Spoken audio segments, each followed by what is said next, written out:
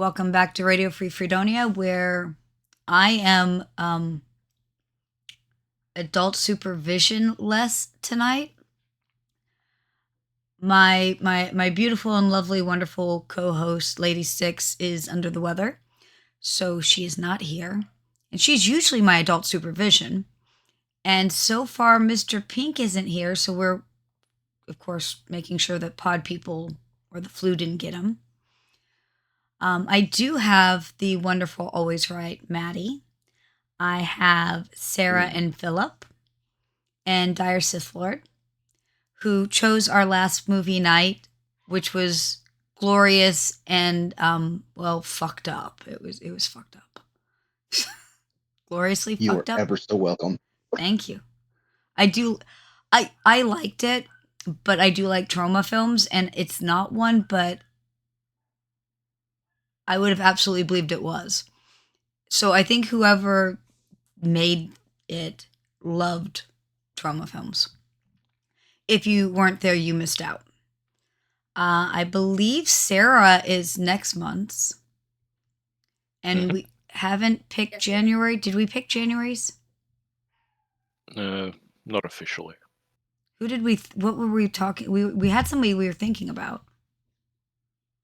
I think you wanted to victimize me. Oh yeah, great plan. But all right, Matty gets it. I really. What? I've got movies picked out. But I can also run them anytime. That's true. So if someone like this Sunday wants to, this Sunday. That's right. It's still right, isn't it? This Sunday. Yeah. Yes. Okay. Because I'm excited about that. All right. It's only a short movie too, so everyone can have a decent night's sleep. You know, I have a friend who can't make it to the movie night. He's not on this Discord very much. He works second shift, so.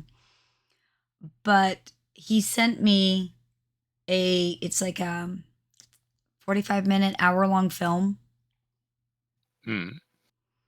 It's apparently messed up. He wouldn't tell me everything so that it would be, and if we did like a short film night, it would be something to throw in the mix, I think. Just from what he said, because again, I haven't seen it all. And so we're talking about shorter films, and I really actually liked Evil Dead.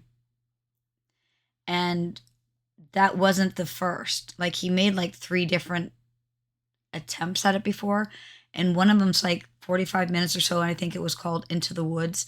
It was like his graduation final project type of thing for college. But it still has the guy who plays Ash. My brain's stupid. I'm bad at names. And I used to have a copy of it. I won't say much more than that someone gifted me so that I could see it. And I'd love to find that again, but it was only like 45 minutes or so long. But it was cool to see the progression of what he was doing. Here's an idea. There was... yeah, go on. I'm sorry, there was like the kernel of what he was doing later, because he filmed that with Bruce Campbell because they were friends. Bruce Campbell, that's right. And every time he made it, Bruce Campbell's in it, because they're friends. In the first like school movie project, he had the Kandarian dagger, which comes up in the next movie. So like there is some weird like slight mythos type of things that he tied things with. You were saying, Matty? I was just thinking maybe a couple of short films, like 45, 50, 55 minutes, back to back would be a good, like, second room, not main room, but second room thing for Freedonia Con. Oh, that's a great idea. Here's some short films that we think are interesting and have inspired our interpretations of the worlds that we present as games. Maybe you'll get some inspiration from them too. And if you keep them within an hour, then people can still in and out. to Well, go to main room events if they want. or depending on how things pan out, we may just put them in the main room. I'll check with Ross. I won't be able to put them on YouTube though. Yeah, But I would not put them in the main room. maybe we'll scare everybody off. We'll think about it. I actually have, and I haven't had a chance to talk to Don because he's in the middle of real life stuff, right? Yeah, Stuff. And I know. so don't tell him, but I have this great idea. And I think Don will like it. I do. So you may have caught on that I like prehistoric creatures, dinosaurs, things like that. A little. No way. I know. It's a big secret, right? So I was recently learning about this one and it's all sorts of messed up. And apparently scientists were trying to figure it out for a while. And it's got like a horse body, but like gorilla arms and legs. It's higher in the front than the back. It walked on its knuckles, but it had like 3-4 inch claws. But it's a herbivore, they think, blah, blah, blah. It's messed up, right? And I got to thinking between that and when I was in college, we had to do a how to, and I did a how to take care of a pet ferret. And you're supposed to give something shocking as an introduction to catch the audience's attention, right? So I read out of this really old World Book Encyclopedia, and it basically says that these things will attack toddlers, they're vampiric, it's crazy shit, right? Because apparently nobody knew shit about ferrets back then. And then, of course, the ferret, because they're pretty much nocturnal, wouldn't even wake up. They're passing him around, and he's just like, I'm sleeping, leave me alone. But it would be interesting, I thought, and fun to give descriptions, possibly less than stellar descriptions of something, and then let Dawn, who's very good at creature art, create the thing. And at the end, we show you what the real thing, or what the scientists believe the real thing, depending on what's picked, actually looks like. I thought that would be really cool. So give a shitty description of a creature to Don and see if he can draw it. Yeah. It doesn't have to be totally shitty because okay, Well, like the one, yeah, it's just a very messed up creature, and scientists are still kind of with it, right? Or even think, I mean, like, let's look at the Spinosaurus. They've gone through many renditions of what they think, how it moved, how it would look if it was more upright, less upright, blah blah blah, right? all those paleontology students need to do something. There's nothing new in the world of dinosaurs. It was all 250 million fucking years ago. Yeah, we're not bright. We're still figuring it out, right? So, but I thought it would be interesting to do, and I think that everyone could get a kick out of it. So it doesn't have to be a shitty description. It could be a weird animal, but it could be a shitty description. But I thought it would be fun. And I thought it'd be up Don's alley. I really did. So I'm still trying to figure out what else He does to like do. drawing creatures. He does. He's good at. He's good at it. I don't know if you've. We know he's good at it. That's why we published a fucking book of his creatures.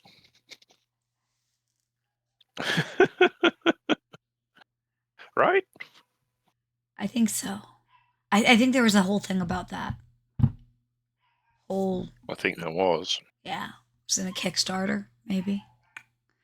So, but yes, so I'm very actively interested in other ideas for fun things to do. Like, we usually have a few people show up and do Jackbox games, but maybe nobody wants to do Jackbox games. Maybe there's something more fun out there that we want to do, and I don't know. But I want to make sure we have content.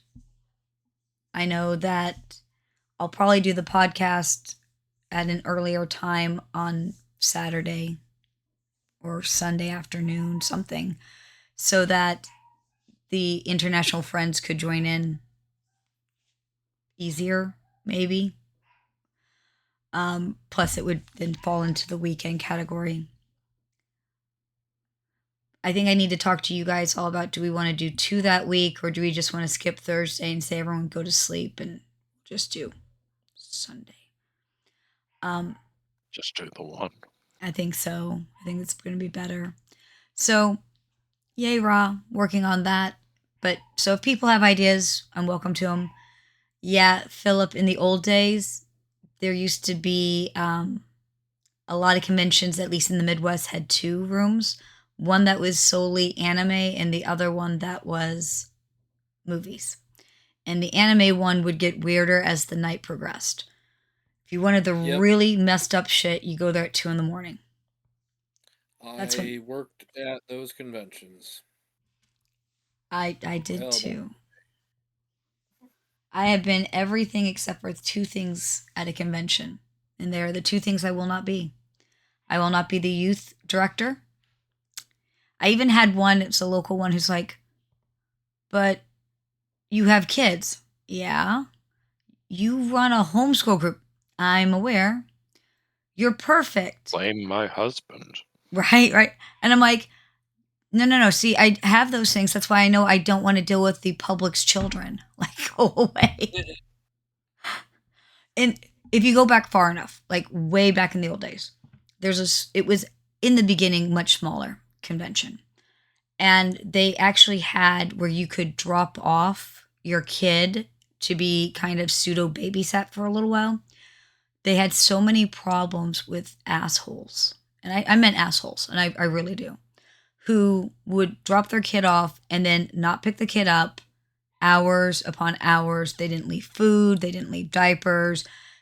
You've got security running around going, hey, do you know asshole number 1, asshole number 2, please come get your kid, right?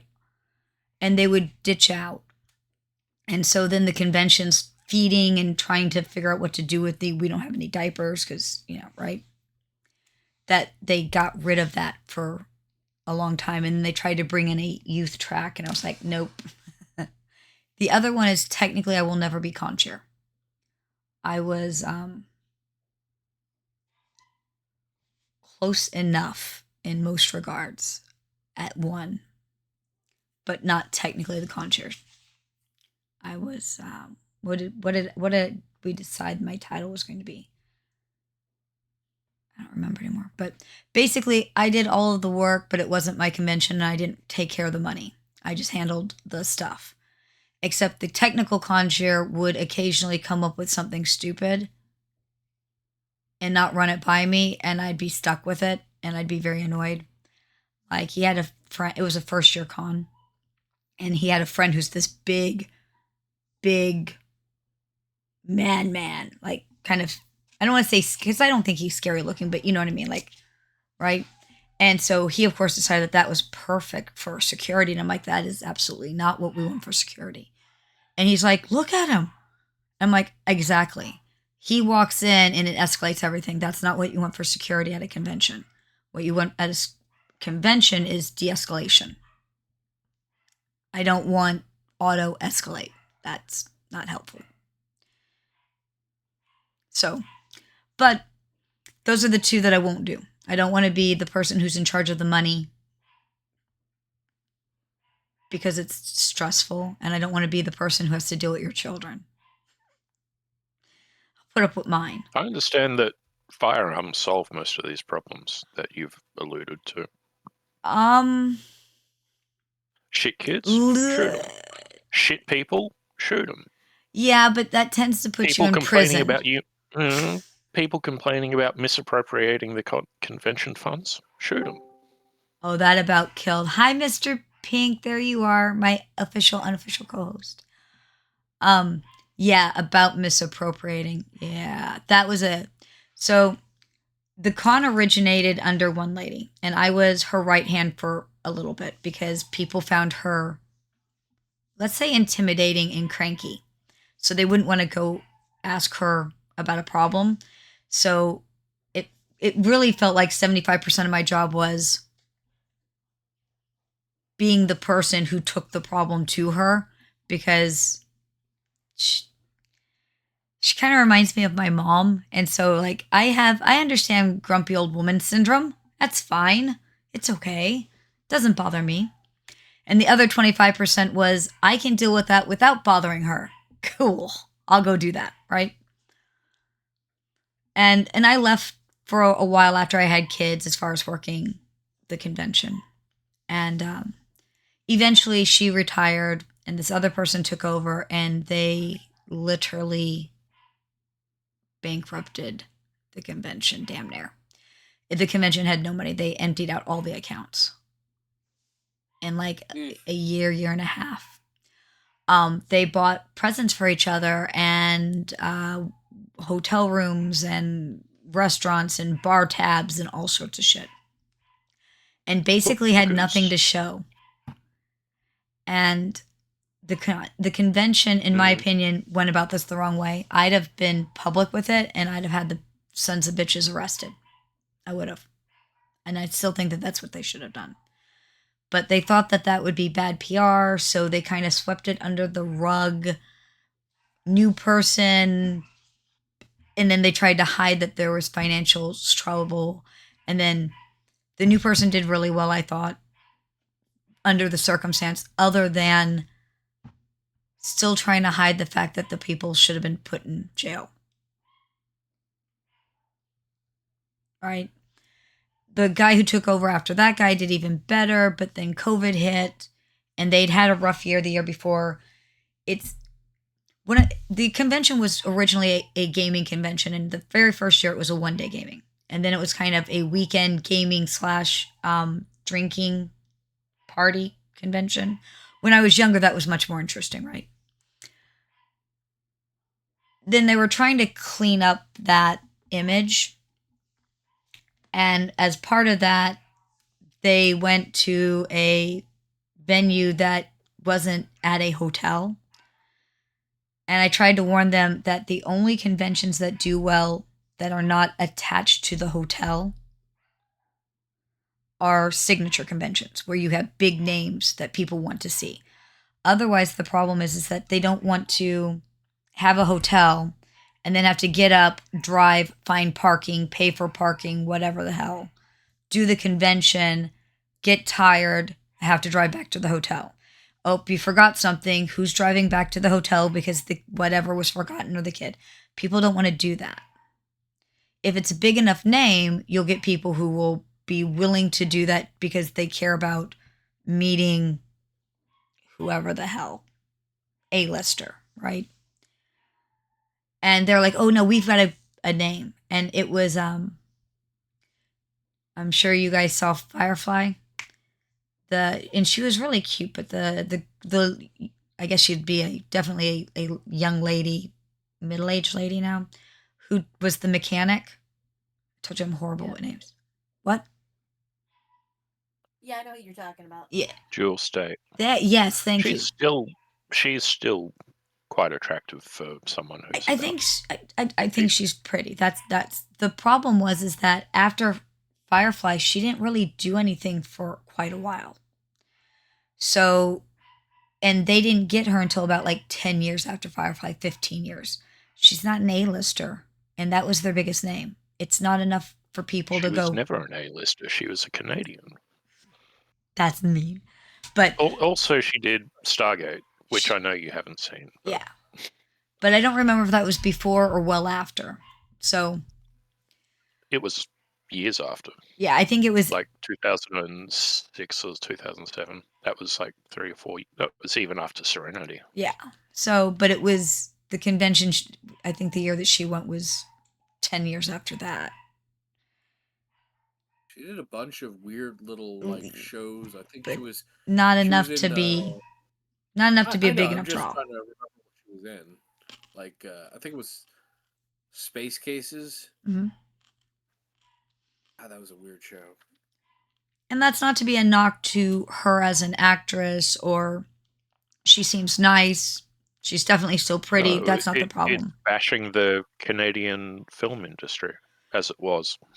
The problem is that it's not a big enough name for people to want to have to get up, leave the hotel, have to find parking, possibly pay for parking, it's not. So they didn't do so well, and then COVID Well, hit. not to normal people. Not, Anyway, go on. but then COVID hit, and then I'm pretty sure the convention's dead, which was really sad because it was like 30 years, give or take. So, yeah, it was sad because there was after they'd had the people who stole the money, and the one guy ran it for like 2 years after that, and he was hiding it, and I think other people were also mad about it. But then dredging it up 3 years later, the one guy who took over after him, really sweet young man, liked him a lot. I remember when he started out as a gopher because I'm old. But he made this whole big, oh yeah, it's year 25, year 25. And I looked at him, and the fuck it is. He's like, yeah, we're celebrating year 25, our 25th anniversary. Yay, us. And I'm like, I can count. I'm confused that you can't. And he blinks. He goes, oh, fuck. Yeah, you're old enough. You remember. Because technically it was year 26. But nobody had celebrated it the year before. So they were using it as kind of a drum up interest type of thing. The first time I met him, so it was an ongoing gag. I could not keep a badge for that convention. I've never managed to keep hold of my badge for that convention. I lose it every time. One of the year I met him, he was a gopher, and I had lost it before the con had even technically started. And so he was like, I can go down, I can get you another one. I'm like, what's the point? I'm just going to lose it. And he's like, but people, you can set. I'm like, sweetie, there isn't a person on that staff who doesn't know who the hell I am. I could have walked in there without paying and nobody would have ever questioned it. I don't know that he would have had to, because technically former staff I was supposed to get a fancy badge because that was former staff. And I'm like, I would just lose that too. What's the point in paying a bunch of money for a fancy one that I'll lose? And I've lost badges at other conventions, don't get me wrong, but I've never had a con where I lose it every gosh darn year. Every year. Including the year I lost it before the con started. So, yeah, it became an ongoing running gag. I think I've been away from most conventions enough that I'm almost starting to miss it. And then I realize I don't. Yeah, the more you're talking about it makes me glad that we just don't have a convention scene down here. There's a couple of large pop culture ones that are just filled with people that I instantly want to kill. So, the problem in general for me is that I miss the old days where it was gamers who were there to game and be geeky gamers together. I think it's why I really like the energy at Origins, because it's bigger. I mean, I know Origins is bigger, and I know that it's, but it feels more like that these are gamers who want to game and less pop culture. It's more about cosplay and signatures and things like that than it is gaming. Like the one local one I was talking about it was originally a gaming convention. It was a one-day gaming, and then it became a weekend gaming, and it was all you did all day was game into the night. And then there were vendors and partying, which occasionally meant gaming while drinking, right? Like, but that's what you did. You went there and you gamed all weekend, right? By the time things were over, gaming was a, quote, gaming library, which suck and don't work. Geeky, high probability you're on the autistic spectrum or have some sort of social, whatever, anxiety-esque stuff. Do you know what you don't want to do? You don't want to go there and go, gee, I would like to learn this game. I guess I'll stand here holding this game and hope other people come down and are willing to play this game with me. And hopefully one of them knows how to. They don't want to do that. It doesn't work. You need like this game is going to be at this time, so you can show up at that time and learn the game and be with people who want to play the game. Just standing there awkwardly hoping someone shows up at 2 p.m. that wants to play Red Dragon Inn doesn't freaking work. So basically there's no gaming. So going from a solely gaming convention to no gaming just made me sad. So, like I said, Origin has, I think, more of that gamers here to game feel. So I really like that energy. I think Gen Con, not to knock Gen Con, I'm not saying I don't like Gen Con, but it's no longer what it used to be. It's not a gaming convention. It's a kind of pop culture-esque thing. Yeah. It's just not. And I miss the feeling of, I used to give this kind of history of conventions and social interaction at convention type of thing long ago in the early days, seminar type of thing. And in the early days of conventions, they had a theme. And it didn't matter that you were weird and geeky and you had your own little ticks and bells and whistles, because everybody that was there was also into that thing, like, and had their own bells and ticks and whistles, right? Over the last easily 20 years, that's changed to, like, it's cool that I was visiting friends and blew a tire and it was in fucking Podunk, Kansas, and it's Sunday night and you can't get a tire after 7 p.m. on a Sunday night in Podunk, Kansas, right? So my friends had to pick me up, had to leave the car on the side of the road, but we could go to a Walmart and I could get a Punisher t-shirt, a, Batman toothbrush, and a Jurassic Park blanket at Walmart. When I first got into gaming and comics and things like that, like hardcore, you had to know somebody and have access to the Diamond catalog and wait 2 to 6 months. So in some respects, it becoming popular was nice. The problem is that when it hit the convention scene is we lost that safety of being with people who all liked the exact same thing we liked. Like early conventions were things like Star Trek conventions, like depending on whose version of history. Some people think that the first conventions was really the sci-fi fantasy book conventions. Other people say the first convention was really Star Trek conventions. It kind of, whose version, right? But if you went to like a Star Trek convention, everybody there was stupid, super into Star Trek. And you knew that you had something to talk about and the other person would know what you're talking about and would be into it too. Modern pop culture-esque ones, I mean, you had the people who are wearing a costume, and when you ask them, like, hey, that looks really cool, but I don't know what that's from. Oh, I don't either. I just thought it was cool. Okay. Or I don't know, it lost that magic of I'm with the people who do the thing I like to do and are into it. And so I don't know. It lost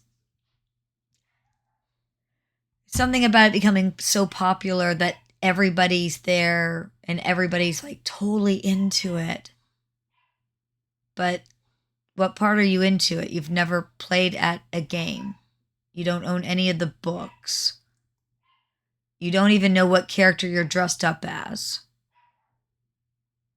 Oh, but you see all the Marvel movies. Cool. That's great. This is why I am a firm believer of gatekeeping in fandoms. I want people to. I Yes have and no. nothing I have nothing against someone who wants to immerse themselves in a fandom. Yeah. but don't be some fucking retard. That, yeah. Like, if you want to become involved in the fandom, if you want to learn about the fandom, like, I'm new to D&D. Like, I'm checking out at a Dollar Tree. My friend Marquita, she's like my dad's age, which makes her really, really old, wanted to go to Hobby Lobby and Michael's in the Dollar Tree. So that's what we did, right? And the guy noticed that was checking me out, noticed the Mimic t-shirt and was like, I really want to learn about D&D. And I'm like, did you know that there are other games out there that are as good, if not better? And you should check it out. And so I was talking to him for a few minutes and about Earth Dawn in the Discord and, gave him my card and invited him to come check it out, right? I have no problem with that. You want to learn about it, you want to be involved in it, you want to talk to people who are into it and right? But Yes, I have no problem with that. I have no problem with that. We all start somewhere. That's not it's the Exactly. I listened one time to a podcast about it, and so now I am totally in. No, I don't want to buy the books. No, I don't actually want to play a game. But I totally dressed up as this thing that I'm not even really sure what it is. Cool. Thanks for playing. I'm going to insert myself forcibly into this community and make a lot of noise. Yeah. And the problem is that they do make that they're the people who make a lot of noise and make it uncomfortable for the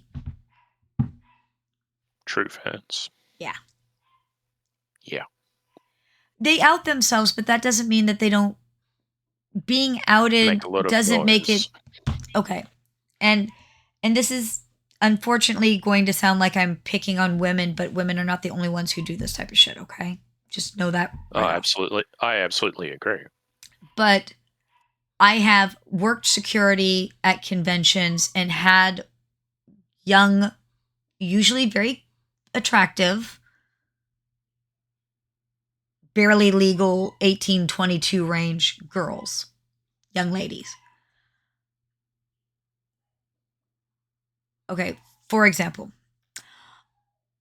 I'm being harassed. Okay, how are you harassed? Well, men are looking at my ass and I don't want them to. Well, sweetheart, you are wearing a pair of black panties with a gold lame Batman symbol on your tush hole. And we can all see that because you're wearing a mini tutu skirt and a pair of black tights that you have cut a hole so that we can all be very aware of the gold bat symbol on your ass. So yes, everyone's looking at your ass. You did this on purpose. You wanted people to look at your ass. Well, not them. No, not them. Just the people who pay $6 to $15 a month on my OnlyFans. Well, this is way before OnlyFans. It's some guy that they want to attract, but not everybody.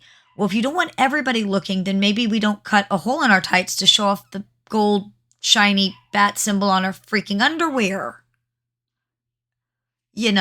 I'm like, what do you want me to do that they're looking at you? This is part of the reason they got tagged over to me, because in the old days, I could look at a girl and be like, quit being stupid. Right? And we'll tell them not to. I'm like, I don't have time to sit here and walk around with you and have you whisper to me who you want looking and who you don't. So what I can do for you, honey, is I can go get a piece of paper and a pen and you can write, go ask them their names and put their name on the thing and say, I don't want you looking at my ass. And I'll just let you run around with and holding this piece of paper. Well, I don't want to do that. Then don't put a hole in your damn tights to show off the gold bat symbol on your ass. And then expect people to not look at your butt. What do you want? But here's the thing. I guarantee you that young lady found out about this at the last minute, threw this shit together. 1.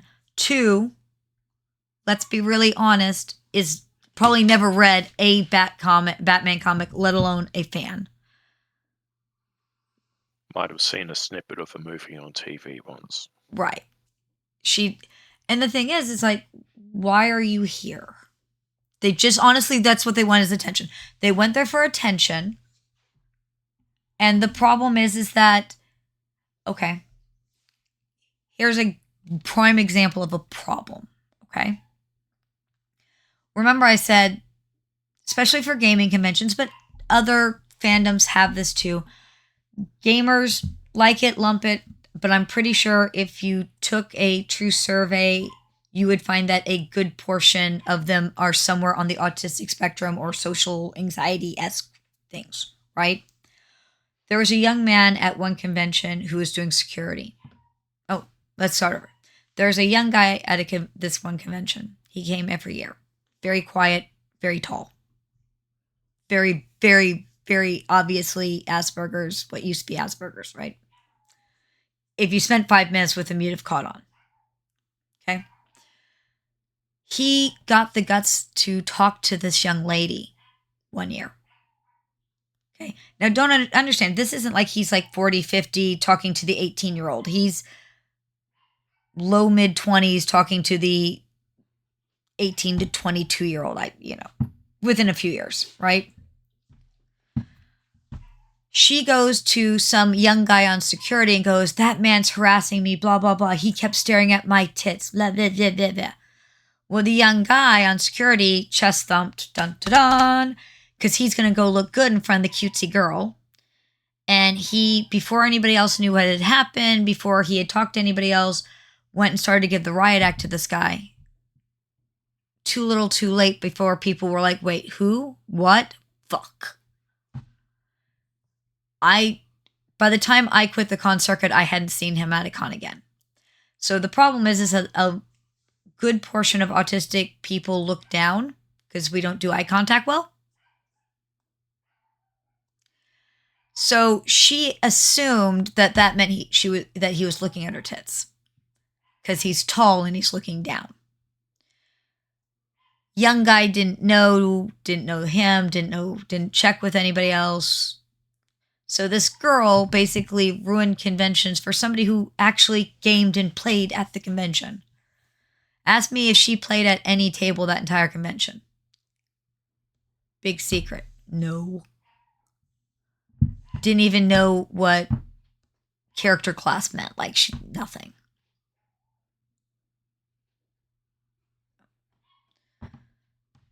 So it's just... I don't have time for attention whores, but don't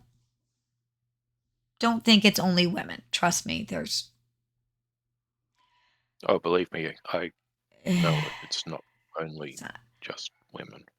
I mean, and I wasn't working this convention. I was not on staff. It was a convention that I hadn't been to really, but I got pissed off because there was a lady wandering around, and I use the term lady very loosely.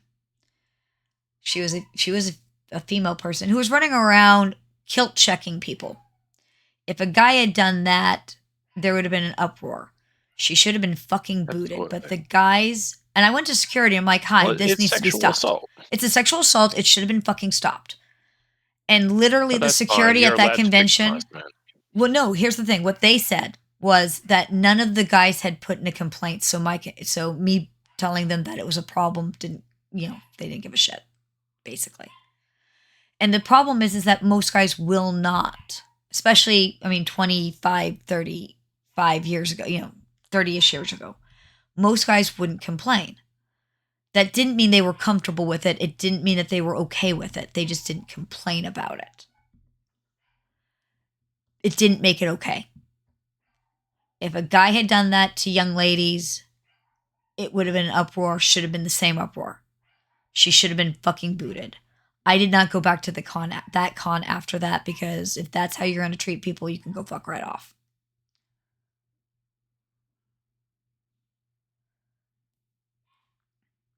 I'd rather not involuntarily show anyone my underwear. What about voluntarily showing off your underwear? No, I'm just quoting Phil. I know, but think about that. That girl bought black panties with the gold bat symbol, right? Then bought black tights, put them over the panties, and cut a hole. She didn't even like put the tights on first and then put the panties. No. Captain Genius here then cut a hole in her damn tights to show off the fucking symbol on the panties. She obviously watched the wrong Batgirl movie. Right? Everyone knows that superheroes wear their jocks over their tights. If they're at least being remotely immersed in the fandom, for fucks. And this is why gatekeeping is a good thing. But how Captain Genius are you? Like, how Captain Genius? Oh, man. But like, I don't know. Like I said, there's something really, if you've ever gotten to go to a single topic convention, a gaming convention, a Star Trek convention, whatever,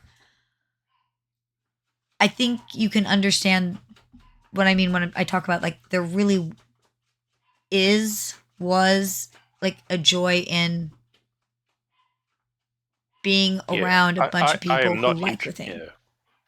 I am not interested in generalist pop culture events of any kind, convention or otherwise. I'm like, no. Is it just because we're getting old? Everyone no, I've always been like this. I have been to conventions before, but they have been very specifically on topic. And they're like industry conventions, so safety conventions, quality assurance conventions. I went to a barista convention once. Those sound dull. Well, I picked up at the safety convention, so. There you go. I was gonna say I've been told I'm a walking OSHA violation. Does that count? I should probably go to one. So Gen Con has kind of it's kind of like Mecca for gamer geeks. I think it's something that if you get the chance, you should go to once, at least. Yeah, look, I would do what Dan did when he came over in 22. I would go there to work a convention, but not really to be immersing myself in anything outside of a specific gaming table for a specific company, and then probably hanging out at that booth and you could telling people stupid jokes. We'd take care of you if you came out, Matty. We like you. I know. The problem is actually getting over there. I got to renew my passport. I've got about 5 months left on it, and I don't have the $400 for it. $400 because I spent all my money on. Wait, $400 for a passport? Fuck that. Yeah. That's crazy. Why? I spent all my money on Aetherstream. Well, no, that part's fine. It's why is your passport $400? I'm trying to remember how much ours are. They're not $400. I think I've spent like $4,000 on Leviathan. Philip, that's it. For me, it's a work weekend because people are like, oh, so jealous. You're going to have so much fun. I'm like, I'm working. I am in a booth or recording or streaming or in meetings, either small group meetings or the whole company meeting or what. Like, it's work. I will be working. It's a work weekend. But then I'm not bored because that was one of the big problems I started to have towards the end. If I wasn't working the convention, I was bored out my fucking mind. It was like every convention has the same fucking how to be a published author by self-published authors. Cosplay 101. Cosplay on a dime. It was like the same every fucking one. It was the same. And then you have, and again, not trying to diminish their work and things like that, but the same D-listers who are doing the circuit. So they're at the same convention, and the next weekend they're at the next convention you're at, and the next weekend the next cosplay for self-published authors. Yes, dude. Oh my god. And it's the same people. It's the same people on the fucking panels. These people go to every one of them in this state and the next, and I did like pretty much a 3-4 state region. It's the same people on the circuit. The only perk to working those, and it was the same people, is that my first Papillon, was my service animal for most of his life until he retired and Batsy took over. If he was telling me to sit down and shut up and go eat or something like that, and I wouldn't listen, somebody on the circuit had been there long enough that they would see him and be like, "Hi, he's been telling you for 10 minutes. Go eat." I literally once was trying to chill out a vendor at a convention because the vendor was having conniption fits. They thought they were going to make a bunch of money. It was a first year convention. Nobody makes bunches of money at a first year convention. I don't know what the vendor was new to vending. And this lady walks over and shoves a banana in my face and was like, "He's been telling you to sit down for 10 minutes. Sit down and eat." Because everybody knew. You know, at least with the steampunk magazine, it's one topic. I would know that that's what I'm doing and that's what I'm reading about. I guess it could get old, like, other than bringing in like fiction and things like that. I guess you do run into what else do you put in the steampunk magazine? That's fair.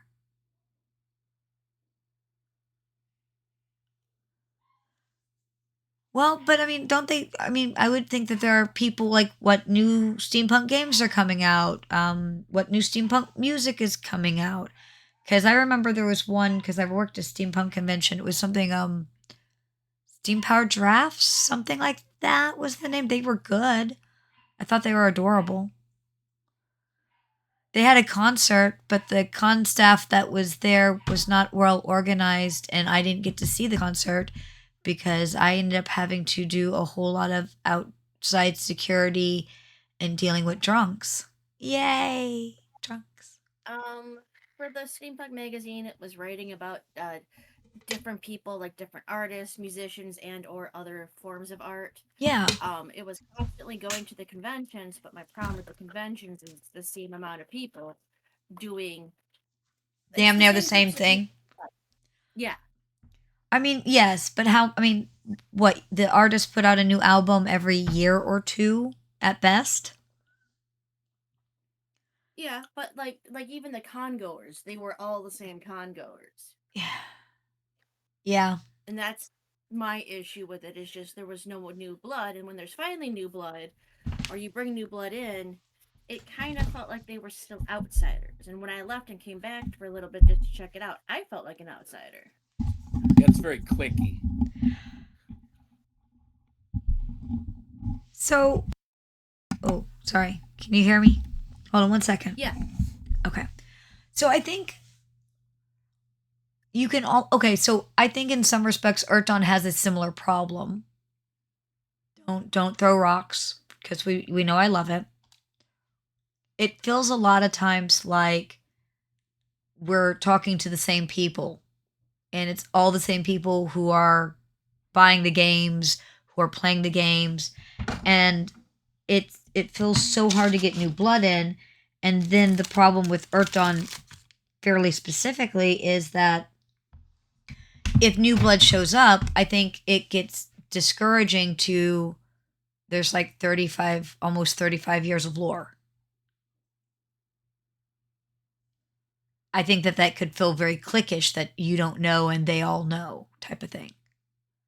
I've brought like, this up how do in you conversation with Ross. Ross and I have had, so not that this is happening, but things have been bantered. No, nothing. Things have been It's only bantered. banter. There has been banter back and forth for a bit.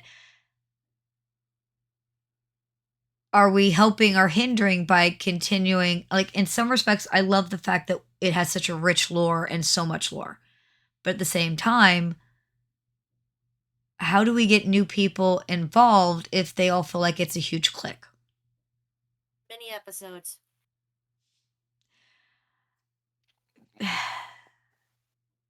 What you need is a really good launch pad, I think. Yeah. Something that you can jam in front of the new person and like, hey, here's We're all this working on information. that. Yeah, I know. Like the I wiki. will talk about it. Hinterlands. Well, The is Hinterlands Hinterlands ever going to project. happen? There's another thing that's not being, I'm not going to talk about here, that's been bantered. And Matty, Well, you may know. I'll talk to you later and see if you've heard on that one. But Yeah. it's I a future haven't thing. been roped in on this, so I could at least talk about an idea. But not everyone Because here has been vetted, Well, which is what you do to dogs I or might cats beat my or dogs. One of mine is people. barking in the background, being annoying because he's unhappy because he didn't get to be in the room with me. But go ahead, Philip. Sorry. Earth Dawn shares the same problem that other games do that have been running longer, and I always like to take a page out of other people's book.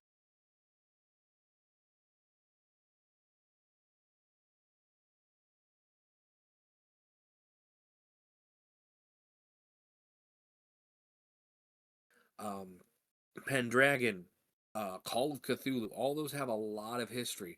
So what they do is they've been putting out starter kits, like to really just hear something that is a That would very be Hinterlands.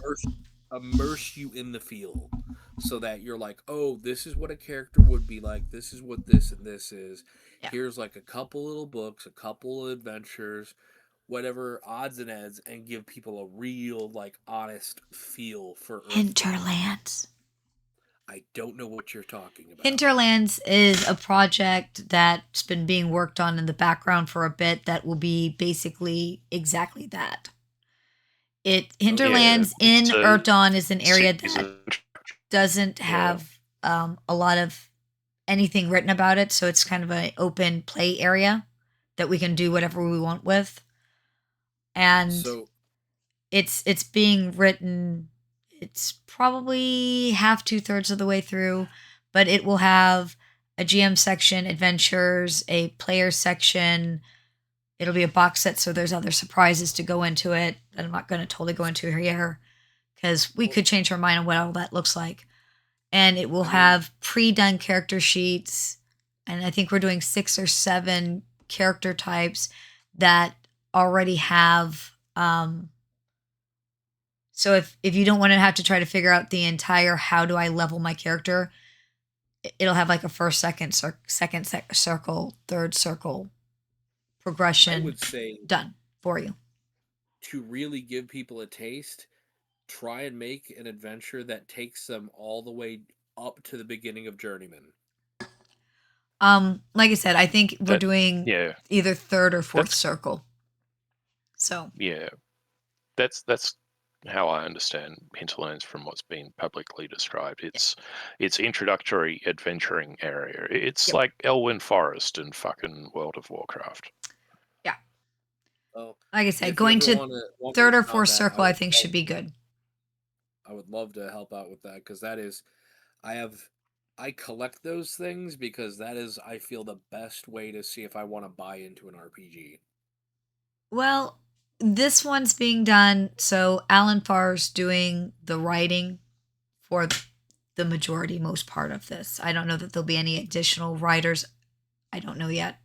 But Alan's doing the writing. Alan wrote Travar. Alan wrote Iopos. Alan's awesome, and I love him to pieces. If this is successful, then it opens us up for doing either an extension where we do, say, circles 5, 6, 7, whatever, or a separate thing. I'm not going to totally, but I'm not saying that there won't be dice, but I'm not promising there's some back and forth on the dice thing. But you gotta have a set of dice. I am aware of that already. I know, but it would be better that it has an exclusive only with that box set of dice.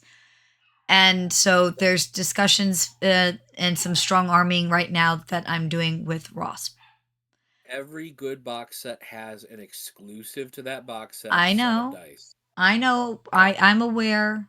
I'm We're on the same page. one of the options is that they'll be pretty much the dice set that we already have, but it's at least a separate color.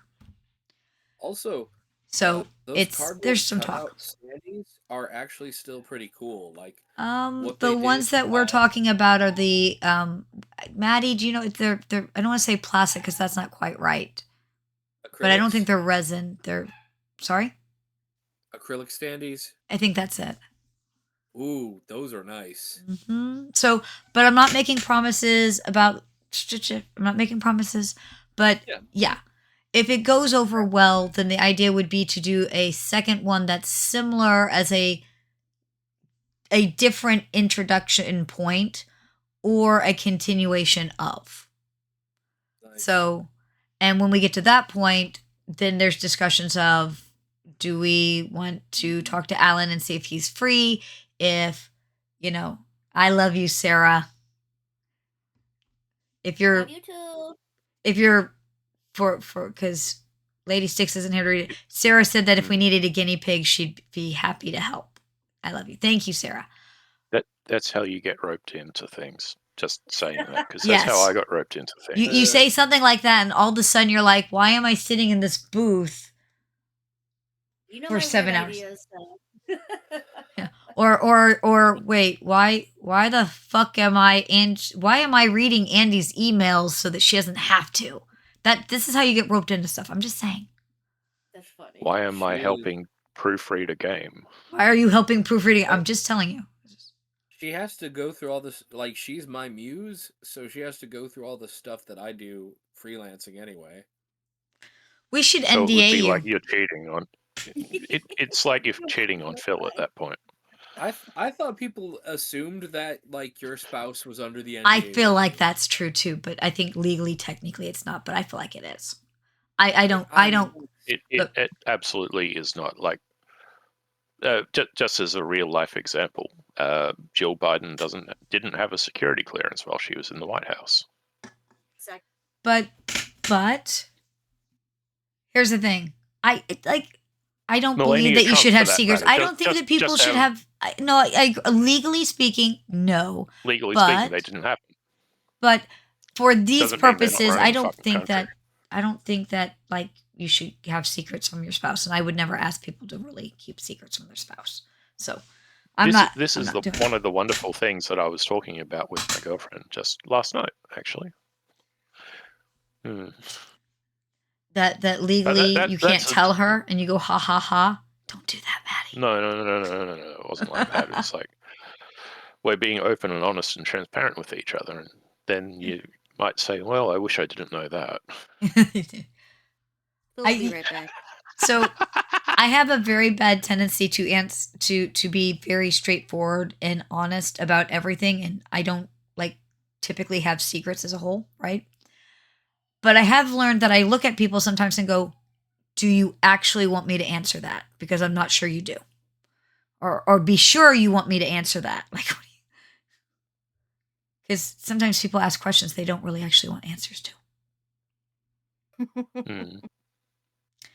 So, but yes, we are working on that. Like I said, I think, and here, Philip, as a freelance writer, right?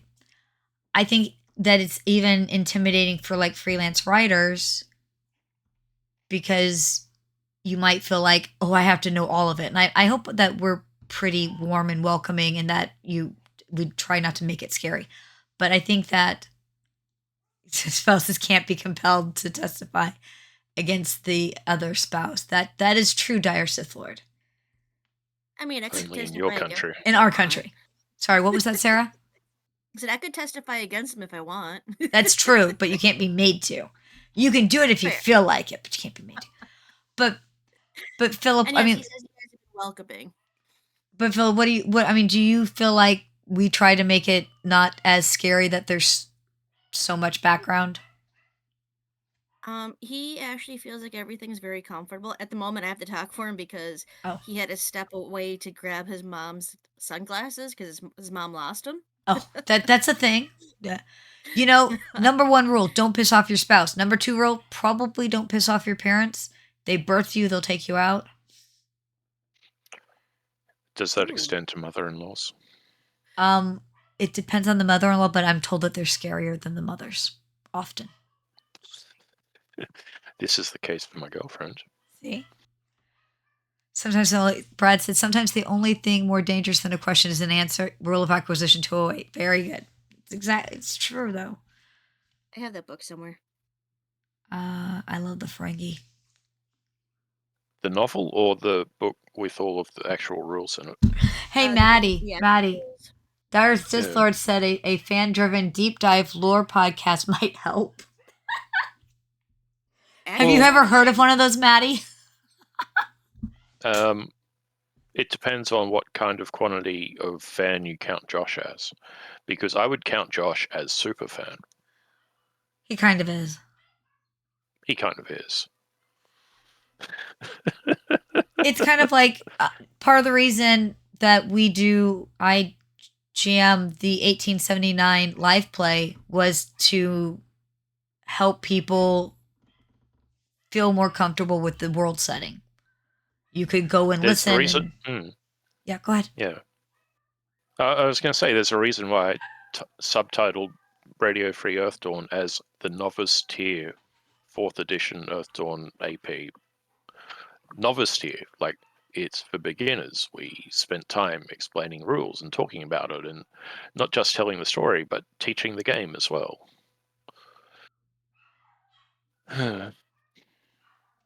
So, okay, Matty. I can be a really good narrator. Mr. Andy can be Pink. a really shitty cartoonist. I'm a really Yeah. bad. It sounds like we've got something. Like you've got stick figures, and I can do narration. I can make a whole lot of stick figures really fast. I've It'd be like a flip I've been book. told I've got a face for radio.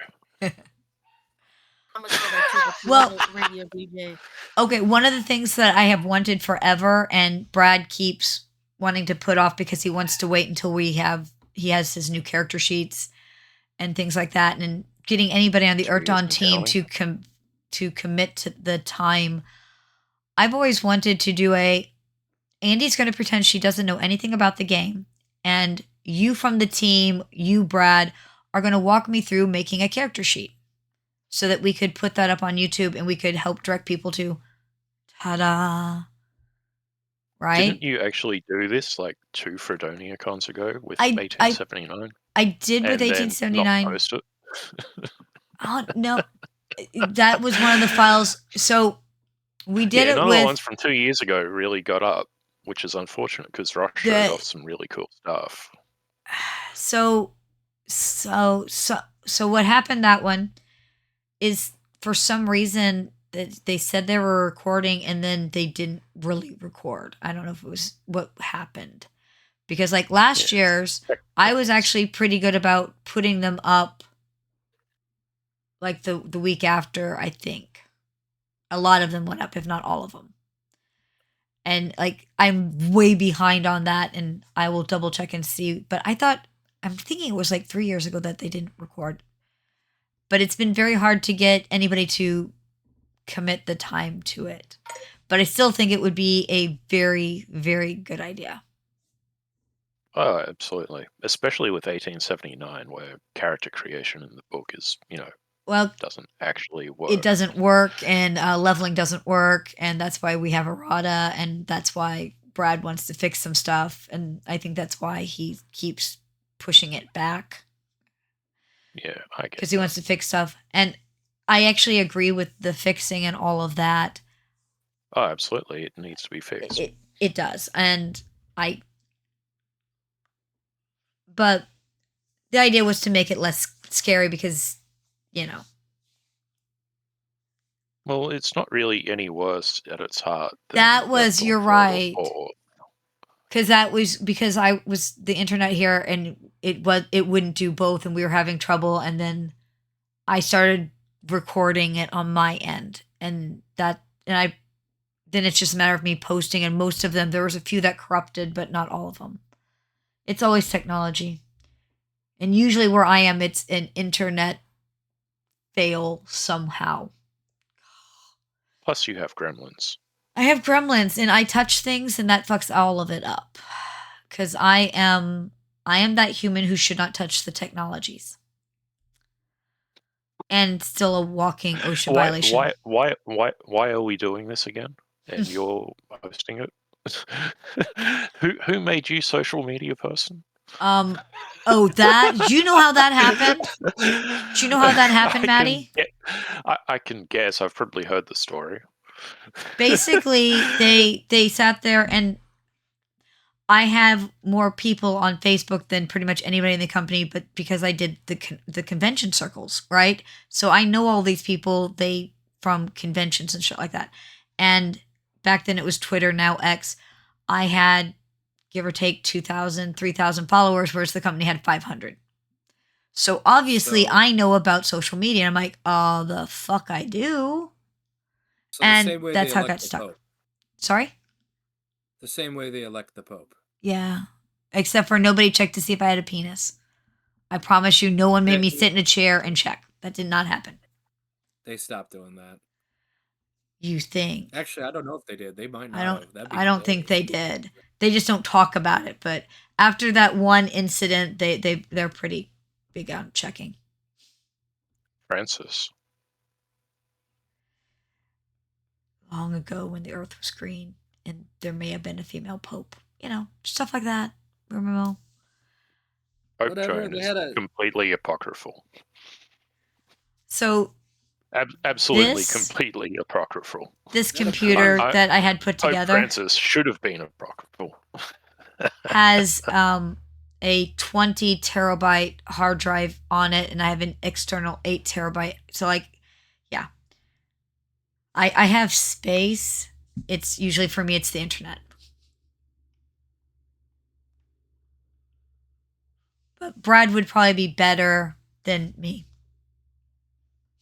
Well, I'm not gonna lie. Brad would probably be better. Well, I thought Brad did it in 21 and 22. I think he did. Had the problem of getting called away and things not getting recorded because he's a busy man. And then I took back over because basically the entire Freedonia con, I'm up in my office on here recording and introducing, and I'm gonna see if I can pull up YouTube. I really thought that there was some problem, but otherwise I thought that I had, last year I thought almost all of them went up. Not now. I know I have a VPN. I'm trying to figure out how Brad knows we're talking about him. Because this is also streamed on Twitch. Oh. I have mine set for FOSSA stuff to send to both. Yes, they do. Matty, you know for a fact that most people on the internet are not real. Well, I mean, I'm not real. I'm not real.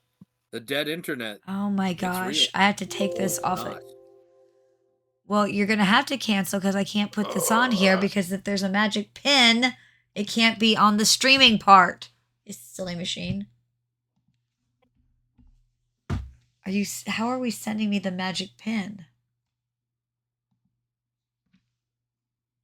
Oh, I have to actually go into my email on top of this. Gosh darn it. Why am I logged out? I thought I was still logged in. Hold on. Don't go on stream logging in with your fucking No, it's that's why I had to cancel it and move it to a different monitor. So this captures, oh no, yeah, because I'm dumb. It's not a bad thing to check. I admit these things. Did I tell you about my big OSHA violation over the summer? Climbing up a ladder with a chainsaw in both hands and only 2 points of contact. Yeah. That's okay. I once had a pickup truck on a 30-degree incline that I then put a ladder on and then had a pole saw. I'm pretty sure that one was bad too. I've been told that that's not what you're supposed to do. I may have to ask Brad because it's not giving me the pin. Construction for many years, that absolutely a beer belly and boobs count as points of contact on a ladder. Does it? Good to know. Absolutely. I will work on that bear belly. I don't drink beer, but I mean, surely it can't be. Well, you've got boobs, I understand. So I do actually. so there you go. You're already I've set. been told that they're But on the you big have side. boobs. Yeah, You have boobies. I do. I'm usually so happy when people notice. You know, that's a good.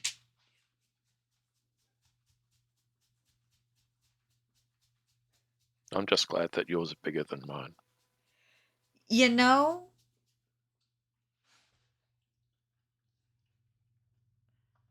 that's probably for the best. Yeah.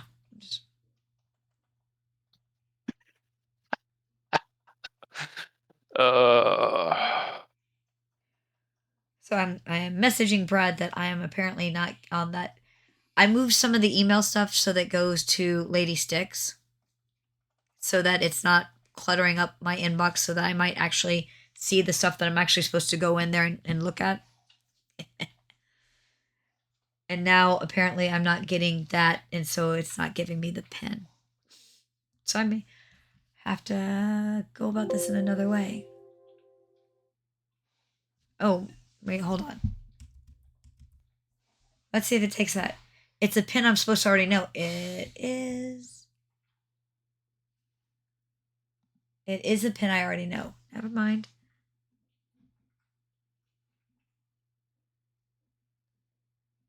Never mind, Brad. I'm not going to tell you guys the pin, but I do know the pin. Oh, what is it wanting? Skip, why do you don't need my home address? Go away, stupid machine. All right, now I can take it back over where people could see it because we're past that part. So, playlists. So there's a FreedoniaCon playlist. I'm back. Hello, world. Oh, there's Dawn on my playlist. Shh, shut up. I just want to see what the videos are. Oh, here's the things. Maybe. So from 21, there's a couple. I should put the years on there. 25, almost all of 25 is on there. Yeah. And there's a bunch from 21, but not. Yeah, 22, 23, because of stuff in the 21.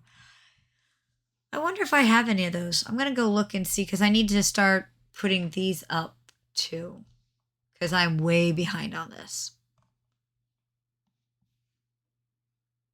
I wonder if any of the other ones are not listed in the playlist because I didn't know how to do playlists originally because I'm dumb. I know you're super shocked, Matty.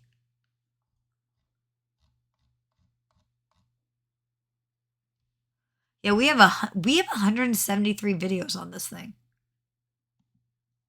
Did you know that?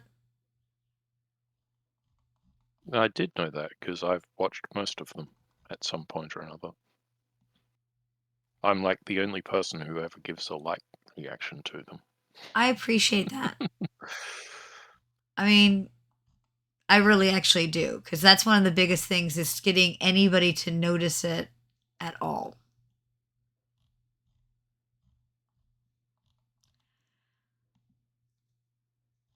But yes, I actually would love to hand over social media, which is probably why. You keep trying to get fired. Yeah. Hasn't worked yet, but I keep trying. Let's see. So 21, which I think was the first year. I have 1, 2, 3, 4, 5, 6, 7, 8, 9, 10, 11, 12, 14, 15, 16. So a lot of 21 is on here. Oh, wow. Something actually got somebody watching it. Oh, the Interceptor 1-minute video. Yeah, that's not. Okay, let's see. 22 is mostly painting. I think that's Dan. 22 and 23, there's very little of it. And I was doing 24. So 24 actually has quite a bit.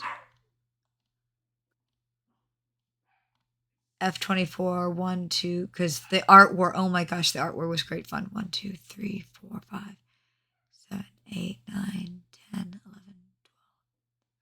There's 12 from 24, which isn't all of them, but it was a bunch of them. And then 25 had a lot. We may need to split those playlists into per year. That may be something we need to do. Mm. But 25, we got most of them up, I thought. Maybe? Yeah, I think almost everything out of 2025 went up. Yeah, the Starlink was stable and yeah.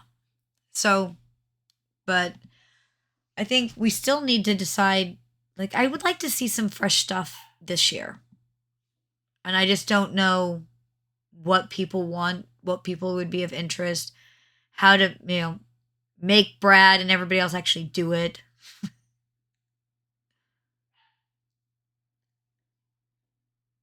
Hmm. Oh, if you haven't seen Brad's free modeling, he's done a beautiful job. I see things in Sunny Sunday every now and then. And I don't know, could Brad, who's listening, obviously, Brad, can people go into the Andy's game and actually see the pictures? Or do you have to be part of that game to get into that section? I apologize. I haven't been ignoring you. I've been talking on mute. Go me. Oh my gosh. Oh. I thought that you just okay, honestly. We're sick of us. No, actually what I thought it was is that you were not feeling well or something, but you wanted to show support, so you were just leaving your name in here. No, i.e. you I were am sick an of idiot. us. No, you have quality help here who did not realize they were on mute. Oh my god, no, I thought you were just trying to show support by leaving your name in here and just weren't, yeah. Oh my, really? The whole time? Number of times I've done that, dude. This is why I never put myself on mute in the program. Okay, so since you've been listening and talking to us like I talk to things like this in the car. I was on mute for movie night, and I was still on mute when I came back. And yeah. What did you think of the movie? I loved it, but it was so fucking awful. It was so great. Exactly. I mean, I loved it. It was an awful movie, but I had a great time with it. So did you also feel like it could have been Trauma, like Trauma's redheaded stepchild? I think I actually put this in the text. There was definitely a Trauma influence in there. I mean, I swear, whoever made has this to be. movie Was a fan. has seen at least a couple. Yeah. So, okay, 2 questions since you're talking now. Question number 1, Hinterlands starter kit. What do you think? I'm guessing probably from a sales perspective, it would be freaking awesome. As a longtime player type, would you still be interested because it's a region that we haven't explored? Oh, yeah. Okay. Because I don't want to... We're trying to get new people and young people and women interested. Not that it ever has worked. We have abysmal female fan numbers and it pisses me off and I don't know how to fix that. But I don't want to lose my base fans, if that makes sense. Well, I think one of the problems you've got here is Earth Dawn appeals to the Us old people. crunchier math nerd people. See, but I don't find it that crunchy, but I'm a math nerd. But I mean, that's a chunk of the audience you're getting. Oh my gosh. I once had someone try to tell me that 3rd ed D&D was too, quote, math heavy. And I'm like, what the fuck? You add a number. It may be a negative number, but that's it. You add a number. How the fuck is that math heavy? What the hell? So I'm, you know. So that would be okay. So here's, and I'm not saying something is happening or isn't happening, but let's just be honest. We all have to know that these discussions have to happen on some level or not. So there are two major things to consider. One,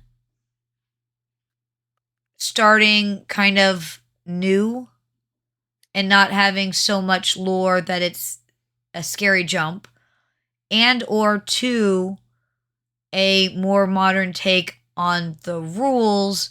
And let's not go with the idea of rules light, because I don't think any of us really, The, I the don't, rules are good.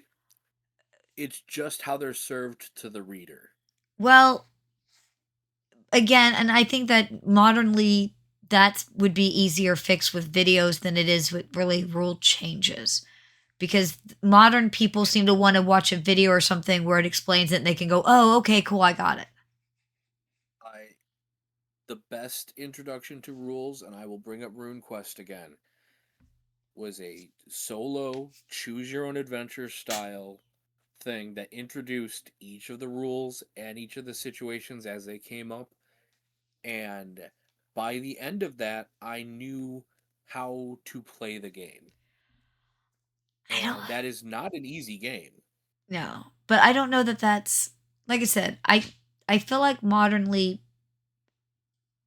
literally videos on how to make the characters and how some of the rules work would be, and a bit of a mix up where like making a character might be a long video, but this is how that rule works could be a 2-minute video. And I think that that would probably be better served, but it's finding that groove, so to speak. So I don't know. So Unfortunately for you, and I have said this before, for me, and I mean, I enjoy the rules, I enjoy the numbers, but unfortunately, Earthdawn doesn't have this for me anymore. But I always thought it was fun to leap into a system with absolutely no clue what the fuck I was doing and bumble around like a noob. okay, you're gonna love this, and you would be perfect. I once wanted to do a YouTube channel where all we did was I would pick. You've seen the pictures of my gaming library. It's crazy and vast and all that. But I would pick a game that either I want to try and test play and see how we feel about it, or an older game. And basically, video one would be, we're going to play this game. Let's all make characters. Basically, a session 0 where we make the characters and talk about how to do it. Okay. And then we would do a one shot, which may be 2 or 3 episodes, because you know how that goes. It's a short story arc, right? And then we'd have a, what do we think about it? What do we like about it? How do we feel about it? Whatever. And then I would just pick yet another game off the shelves, and we'd make new characters and try it out.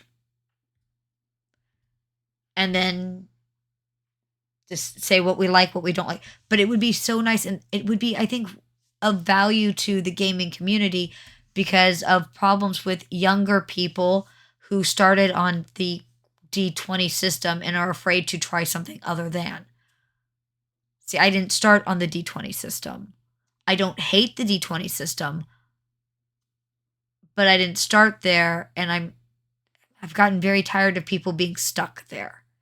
But if we had more videos where, like, okay, we're going to sit down and make characters and we're going to figure out the system really quick, and we're just going to shoot from our hips, run it a short session, and then we're going to talk about what we like and don't like about them. I just think that would be of, because there's so many other systems out there that are not D20. Yeah, I mean, see, I will admit that, I mean, my first system was D&D, which is D20. But I very quickly launched into... Original D&D wasn't really, I mean, not totally. Well, I mean, it's not the D20 we have now, but it was still a technically I mean, the D20. Yeah, I guess technically, but you know what I mean, like, it's not. But I mean, I almost, immediately from there launched into They go. Cthulhu, which is percentile, Chartmaster, which is, well, let's just say fucked up, and Star Wars, which was D6. My first was Shadowrun, which was D6. My second was Werewolf, the Apocalypse, which was D10. I think D&D, and I started technically under advanced D&D with Thaco, was fourth or fifth. I don't even remember what third. But yeah, I think part of the problem is that they're starting on this and they're so afraid. But I really feel like that if we just picked a game system, stumbled through it for an episode, maybe two, ran a short session, got a feel for it, and then talked about it, preferably in a positive light, unless it's really awful. Played Empire, that it would be good because it would, one, probably bring a little bit of video interest possibly to some of these games that never get light, and two, hopefully if people ever watched it would demystify that you can touch the other dice. Like, the other dice are there and they're pretty. I have lots of shiny pretty math rocks. And just, show someone that it's like, yeah, it is not that hard to pick something up and go, okay. Right. Wouldn't that be great? I mean, most books have, depending on their degree of complexity, 10 to 15 pages tops on character creation. Yeah, it's usually pretty easy. I mean, and, depending on, your first choice as a character, you probably eliminate half of those pages immediately. Oh, I am a firm believer in, for me anyhow, especially when I was younger, I'm a little bit less, but if it was a new system, I almost always play a fighter because they're fucking usually the easiest thing to create. Yeah, I know. I've been except for Earthdawn. Except for an Earthdawn. But everybody in Earthdawn, if you're an adept, you're actually all magicians. Everybody's a magician. Everybody uses magic. So it makes it a little different. It's a game of my favorite class where you get to play my favorite class in Shadowrun.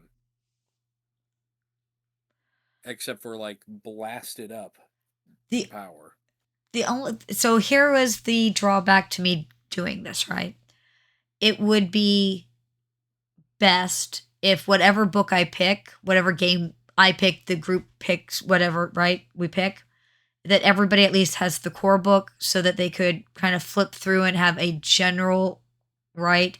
So that when we stumble through it, we're not completely reading it as we go, right? And I'm not saying you have to read the whole book, but right. And then, so that would be a money thing for some people getting the book, because we'd be talking about at least one gaming book a month, probably, maybe two, right? And two, getting people who would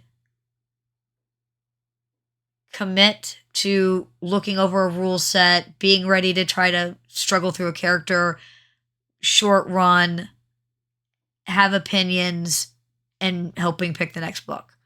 And a lot of people just didn't want to commit to it, if that makes sense. Yeah. I'm just going to say, I'm looking at my bookshelf, and just off of my bookshelf, I could go more than a year without having to pay a cent. Well, you guys yes. might have to, but hey. But you might not have the same ones I have on my shelf. That's the trick. You might have some of the same ones. I would be willing to probably fork out the money to get another book. Oh, well, geez. Oh, I know, right? Twist my fucking arm. See, for me, even if everybody wanted to play game XYZ, I would just buy game XY. I don't have a problem with that. You've seen my gaming collection. If I don't have it, I probably need it. Take that. It's getting harder to name an RPG I can't run at this point. And see, that would even be nice if there was other people willing to help run some of them so I didn't have to run it every time. Because lifetime GM. So, Matty, most people don't even know what Fatal is. I do. And we can keep it I know that you would know, because I would know. I know what's... Well, I don't know everything that's in your collection. I know that you've got a collection. If I had Fatal in my collection, I would be bragging about having Fatal in my collection. Really? Why do you think I keep bringing it up every chance I get? It is so man, fucked up. it's a white It's- whale, honestly. It is almost impossible to find. But a lot of your older game books are like that. They were one run books. There was one printing, and the people who have them will not give them up. It's like, By thankfully, because Marfan. both of my daughters game, both of my daughters, when I die, know to either keep my fucking collection or you're going to sell it piece by piece because it's worth fucking money. If you try to sell it all in lot, you're not going to get the money you deserve out of it. But I think they're going to keep it. I should just turn it into a proper library. I have I've Whole talked about and I have Human Occupied Landfill and the follow-up with the character creation set. Oh my god, what was the one? There was one, Dire Sith, you might remember it. It was something about macho women with guns, I think. I've had numerous editions of those over the years. Those are But so yes, macho women with guns. Yeah, I love. Oh god, I love some of those crazy ones. But wouldn't it be nice to go through some of the old crazy ones, put some of the new ones? There was one I've always wanted to run. I've never gotten a chance. It looks like kind of like the old high school textbook, at least in the front, and it has, from what I could tell from the book, kind of that Buffy Angel feel, where it's a little bit campy, supernatural setting. It even had this really cute, put together for the GM in the back. I thought it was great. It's collected a lot of dust, like a lot of my game books. Would people watch this? I think people would watch this if they found it. I really do. Evil Hat game. I want to say it's like their Saturday morning cult or something. I'll look and find the name of it. But see, but here's the thing. You need preferably 5 people. So me and 5 people, so that if somebody couldn't make a session, we're not, oh, fuck, we're screwed, right? So like 5 people who would be willing to commit to recording, let's be honest, a 4-hour session every week. And willing to, if you don't have the book, go get the damn book.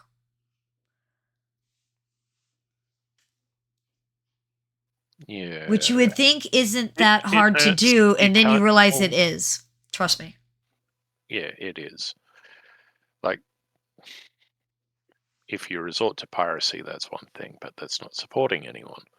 So you're asking these people to I'll be honest with you, a lot of those books, $100 every week. Here's the thing. Well, not necessarily. I mean, yet you're not, and this is going to sound terrible, but you're not supporting all that many people when it's used. I mean, I'm just saying. But some of them you can't even get used, or Some are people crazy don't high. even live in countries where but that's on the older ones. Used. But that's on the older ones. If we're picking modern ones, there are a lot of games out there that aren't getting any attention, that some of them deserve some attention. And there are other games out there that are not necessarily the older ones, but the newer ones. Yeah. And then they wouldn't be crazy expensive. Once you've got the books into the hands of these people, you need the people, and you can't just have any old person if you're going to do a show. You need someone who's charismatic and camera confident, and that rules out 90% of gamers, right? So I don't think that you have to be camera confident, but maybe I'm wrong in that. Oh, you absolutely I think do. you have to have something visual, but I don't know that you have to be willing to be on camera. Do you have to be? You do if you're going to do video. Somebody has to. If you're going to do video, you need people. Can't we just put a camera on my Papillons and just you can watch my Papillons be loons? They're really cute. You can do that anyway. Why don't you do that on OnlyFans and make some actual money? I can do that on OnlyFans. Is that a thing? I know there are people who are doing Fansly. They're doing Fansly running of tabletop games, which is weird. No, I want to do it on OnlyFans so I can tell people I make money on OnlyFans, because that would be hilarious. It would be better yet if you put the camera on one of your cats. That way you can say that you've got your pussy on camera. There you go. And not lie about it, and then Okay. charge triple than what you would for saying, "Oh, it's my dog and it's cute." So this spring when I get kittens again, that's when we go on OnlyFans and put my pussy. We got one kitten. I don't know. My God, Look, that's I am you have sure that there is someone who would pay $10 a minute to watch a cat giving birth if they think that it's something else. Oh, that I would be just awful. looked up what a papillion is. Oh, my dogs. Have you not A- seen my a- dogs? A No, papillion is a FASA conspiracy. It is. Oh yeah. Okay, I just saw that. so Morgan, who created Fourth Ed Earth Dawn's rule set and was actually the line developer for a little over a year. He has Betsy's brother. And Ross has Betsy's daughter. And I have 5 fucking Papillons. Oh, Lady Styx has Betsy's sister Hoshi. That's adorable. And Papillons are really a neat breed. And do not exist outside of the company whatsoever. Well, most people haven't. They are totally a conspiracy. It's really weird. Like they're an old breed. I've actually seen one in real life, and I'm like, wow, these things exist. So SCA. It's not an elaborate scheme. SCA people. There are paintings of Papillons as far back as the 14 teens. They are a very old breed. They are, however, a unusual breed still to this day. Like most people don't have any. They got nothing. The second I see the dogs, I want to dress them up as war reenactors. All right, I'm gonna post pictures. Oh. So that's Yuji. He's one of my adoptees. And this is my other adoptee. It'll post. That's Bara. And in the background, you can see Dragon. Dragon is Fraser's daddy. So they're little, but they are not yippy or snippy. They are happy and everybody's new best friend. That's part of the reason I have to have the German Shepherd. So there's a better picture of Dragon. And there's Miss Bat. That's Batsy. So, and then somewhere I have pictures of Froggy too, which is Batsy's mom. I had both Batsy's parents. My first one was actually Batsy's daddy. His name was Cat.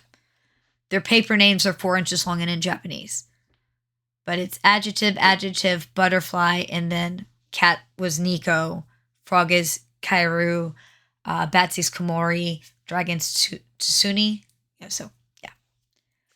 Which is why Bara and Yuji have Japanese names, because I couldn't change their paper names, but they were... Yuji was a little under a year and Bara was a little over a year, and they did not know a name because they had never been anything. And it was... They look like wild. You know what Bara is in Japanese. It's Rose. Take it. No. B-A-R-A? That's Barara. B-A-R-A-R-A. That's Rose. Oh. No. Because I thought Bara B-A-R-A was Rose. Bara Google! is a homosexual fetish. Yeah. No, I didn't. This was... Look. It absolutely Google, is. It's muscle Google man, fucks with me. Then, because Google said it was... Bara is Rose. Bara is... I'm pretty sure it's gay muscle man. Yeah. It's like it is the masculine form for homosexual of different sorts. So, depending on why does... We're going to have talks with Google. Why does Google hate me? Because it's Google, and that's what they do. You remember that whole thing about don't be evil? They quietly took that out about 10 years ago. Oh. damn it. Are we still streaming on Twitch, or have we been Heck yeah. banned yet? Oh, hell. Back when I played video games on Twitch, I said horrible, horrible things and had horrible. Okay, I'm going to post, and maybe I'm just pronouncing it wrong. So, but hold on. So I'm they giving a actually screenshot. are named after the butterfly. That's awesome. Yeah, it's French for butterfly, and the down air is phalines, which is French for moth. And they were given by by French aristocracy to each other. Apparently, keeping in mind the time period, blah blah blah blah. They thought that the bugs, because I mean, let's be honest, there's a reason that they would wear wigs and they shave those. They thought the bugs would go to the animals and would leave them alone. Right? That's not how it worked. But that, see, I just posted the screenshot. That is what Google translates. So that's why, because what we were, the attempt was to name her Rose. Yeah. I officially have made a demand. So you, did you look in that they're horrendously overpriced dogs? I mean, they're stupidly expensive dogs because they're rare. Okay, I see what you're putting, Matty, but do you see why because that's what I. Yeah, you know that Google Translate is not that good. Okay, so like Nico, I know enough anime that I know what Nico, Kaoru, Komori, those Sunni, like those I knew, but I didn't know Rose, and so I had to go with, something to hopefully translate. So that is Barrow. You need another RA on the end of it. okay. So we're just shortening it, so it's so it needs to be a like that. Hold on. Yeah, that's it. Okay. That is Rose. I'll be honest with you. Like most names, sometimes she just gets called It goes Barbar. straight. It just goes straight over the top of. Oh my god! I'm going to hell. I was going to hell anyway, but and a handbasket. You're in good company. I'll drive the bus. It'll be fine. I admitted it on record to understanding what you were talking about. So don't know. But I did not know that. But I often am like the last person to know anything. You and I are of an age. We have the same cultural backgrounds. We both like sumo, so that makes sense. So they started having names, or the U.S. and other countries learned the names after. Because see, I'm older than both of you by, a long time. And Andy's young. Mr. Pink and I are of an age. When we watched anime, you had to slow boat order it, and it was on a VHS, and you were like, woohoo, I got 3 episodes. Hell yeah.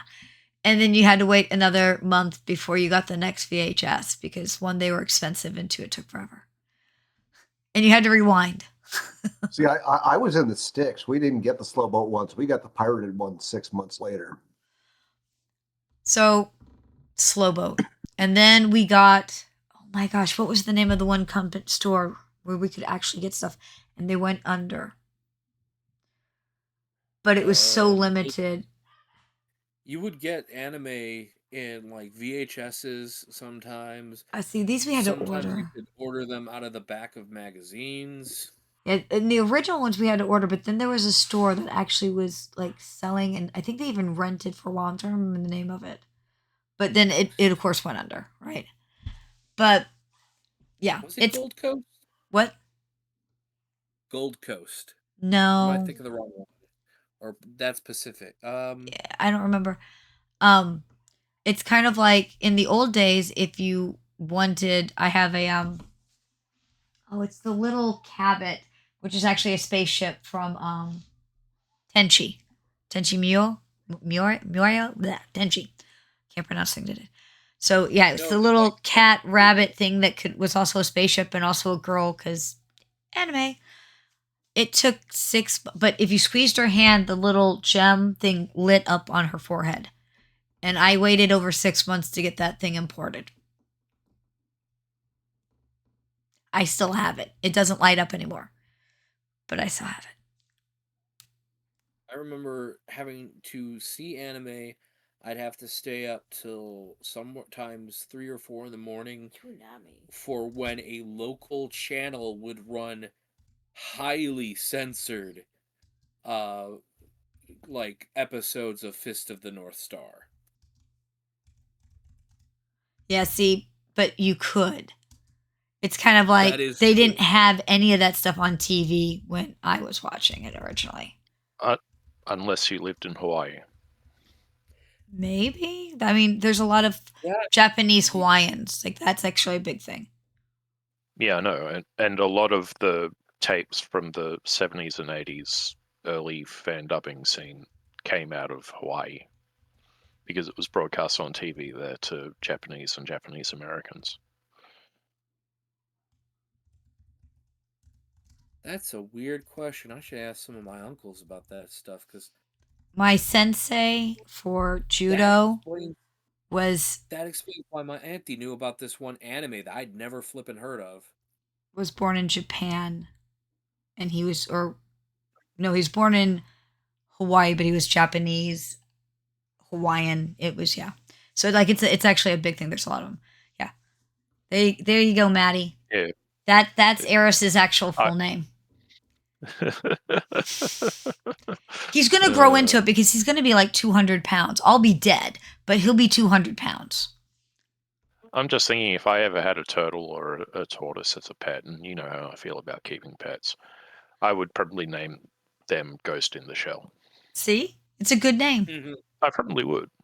Yeah. But his full name is man. General Boulder Aristotle Ghost in the Shell. We just call him Eris. That's There's a Ghost of the They're an Shell easy RPG pet. coming out. uh-huh. There's I saw that another. go by in my email today. There's Okay. another, and But I bet that is coming on the back of the new anime that's yes, coming out at the start. and of it's next based year. on it. Here's the Yeah, thing. and that's But the that's problem something is- we could do. That would be perfect for the show. I'm just saying. That if it was like standalone complex, I would I'm- buy it immediately. I'm currently rewatching standalone Complex. I did not like I watch it Arise. about. No one liked Arise. Arise, and that's what it's on. It's about It's Arise. Rise. Arise pissed me off. I have not seen Arise. But, Why did it piss you off? It rewrote the story. Why would they rewrite the Yeah. story? The story was fine. It was a great story. I Why would they Yeah. make a I movie named my with white tortoise people? after it. What are we doing? Why are we changing it? It's Why it did they was make the just- Scarlett Johansson movie? Because you get your hands on an IP and then you go ahead and disrespect it. Unless you're Del Toro. We need Hold on. gatekeepers. Unless you're Del Toro, if you have not seen Del Toro's Frankenstein, fucking go watch that shit. I'm just saying. And then you discuss with me his use of color, especially with Elizabeth's character. I'm not saying it's exactly word for word from the book, but it was, I think, definitely in the spirit, and I think Shelley would have liked it.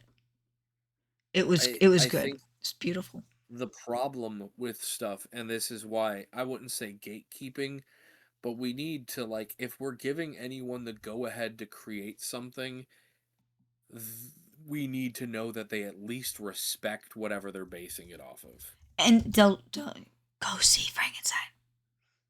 I'm sure This is Del why I Toro haven't- does. This is why there is only one Batman movie to me. And it was made in the 60s and stars Adam West. Like, okay, I'm gonna say this, and it may or may not be popular. Mr. Mom. Oh my god, I'm so bad with names. Keaton. Michael Keaton. Is that? He was a Batman. Yeah. So I think of all the actors, he did the best at doing Bruce Wayne and making Bruce Wayne feel different than Batman, if that makes any sense. I'm sorry. The 1960s Batman was just pure cinema. Oh, I'm not knocking Yeah, that. it is If- the best and only required Batman movie ever. See, but I'm a comic you book need- reader, if- and I don't. You cannot get more comic book than the 60s Batman. Oh no, and I like that, movie. but talking about gatekeeping. If you've never read a Batman comic, shut the fuck up and leave me alone. It's the fucker. I read all of the New 52. Oh yeah, I'm sure.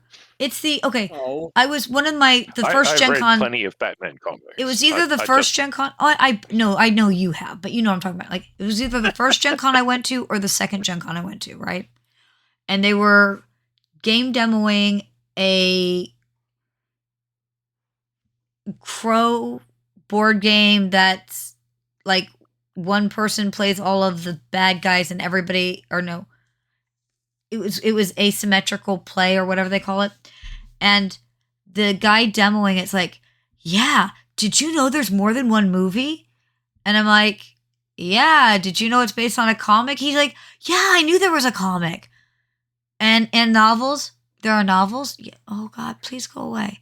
But or the person who tried to tell me that that they could not make another Crow movie ever because Brandon Lee was the Crow and he's dead. And I'm like, first off, the Crow, as far as Brandon Lee, completed that story, right?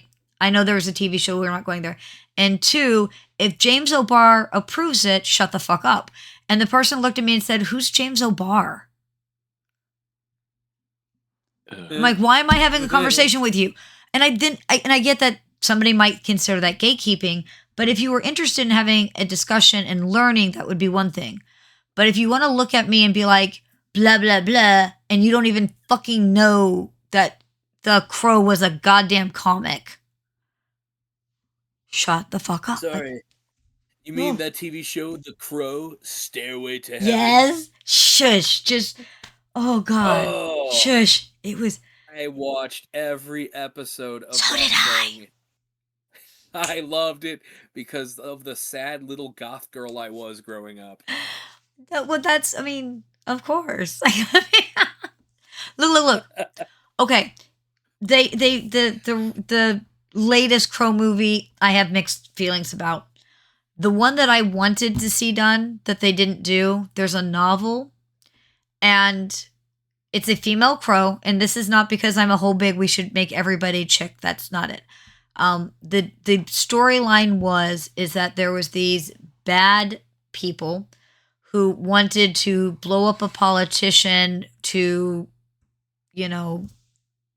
angry political statement thing, right? And they were going to blow up this daycare where he was doing a meet and greet. Look at me, I'm a good politician at the small business. Yay, rah, rah. And he changes the schedule and he's not even there. And the idiots couldn't turn off the bomb. They didn't have a way to stop it. So for fucking no reason then, they blow up this woman who couldn't have kids, who ran a daycare and loved all the kids as if they were hers, right? Which you see that in good daycares and good school teachers. They really do care about the kids. So she comes back and it's not a romantic love. It was her love of the children whose lives were all just deleted at, 2, 3.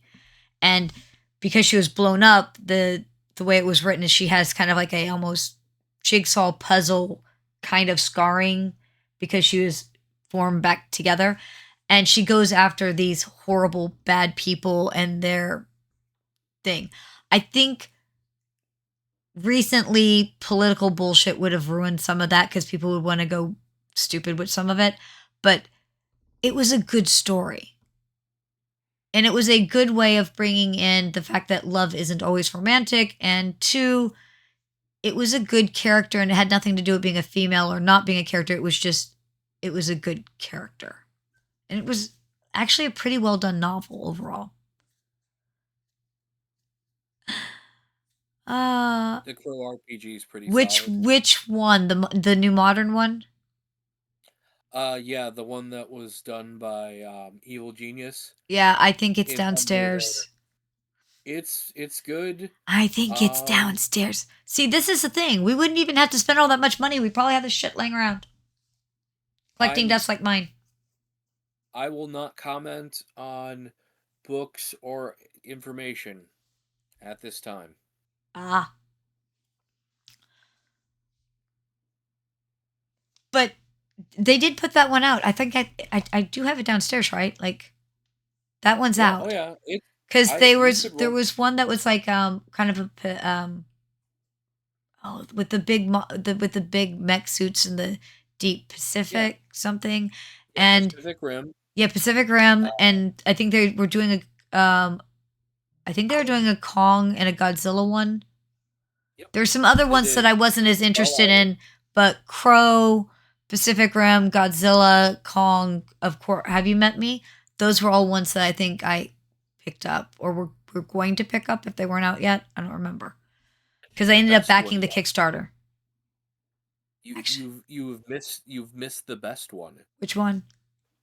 Highlander. I have so many mixed feelings with Highlander. Did you know there was, at least out here, a Highlander LARP? And they used what they called Farkle, which was basically rock, paper, scissors? Yeah. I I knew some played. people who worked on it and played in it. I'm so old. Yeah, you're not that much older than me. There can be only, oh my gosh. I don't even remember who won. It was ran over a convention, and I got a lot farther than I think most people thought, but that's because I'm sneaky. And the system is actually really good. I just remember we tried that marathon and didn't work. Well, the problem is that there is the Highlander, and then there's this hole in reality, and then Highlander 3, and then the series, and then the final movie, then the end of the series, which was a made-for-TV movie that is almost as bad as the void in reality that comes after 1. Okay, Highlander, but you see what I'm saying? Look. Most of us already have these games. I'm just saying this would be a great YouTube channel. Now, here's the thing. Can you guys commit 4 hours a week to recording this? 4 to 5? Hell no. That's why I don't have this. We already commit at least 1 hour. We committed more than 1 hour. I mean, we are at the 2 hour point of this 1 hour podcast. Yeah, well, some people like long episodes. And if they don't, they could give up early. Okay. I'm not complaining. Here's the other. Size matters. Exactly. Size always matters. I don't care what she said. She lied to you. The other question, Mr. Pink, was I'm still trying to look for things to freshen up Freedonia Con. So I am looking for ideas on content that people want. What things in the past did people like? What things in the new? What do you think of my idea that I'm going to try to run by Dawn? Do you have ideas? Not at this time, no. Well, think on it, because I've got till February. No. That is not how that works. Dear God, I would like to have most of it ironed out in January, at least, so that we can get a schedule up. There actually is, not that I think anybody actually looks or uses it. I need to start probably filling it out. Let me bring this back over here so I can log into something.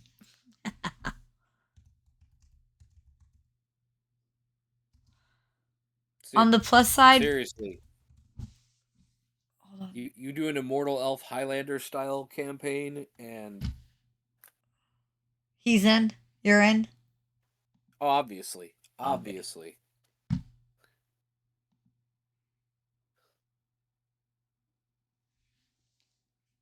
Yeah, I mean that's a dream. Fun. I mean, that's living the dream. I'm not gonna lie. I'm not gonna lie. A lot I would of play the in way I it. dressed, I would play in yeah, it. a lot of the way I dressed in the '90s and 2000s was influenced by that single movie.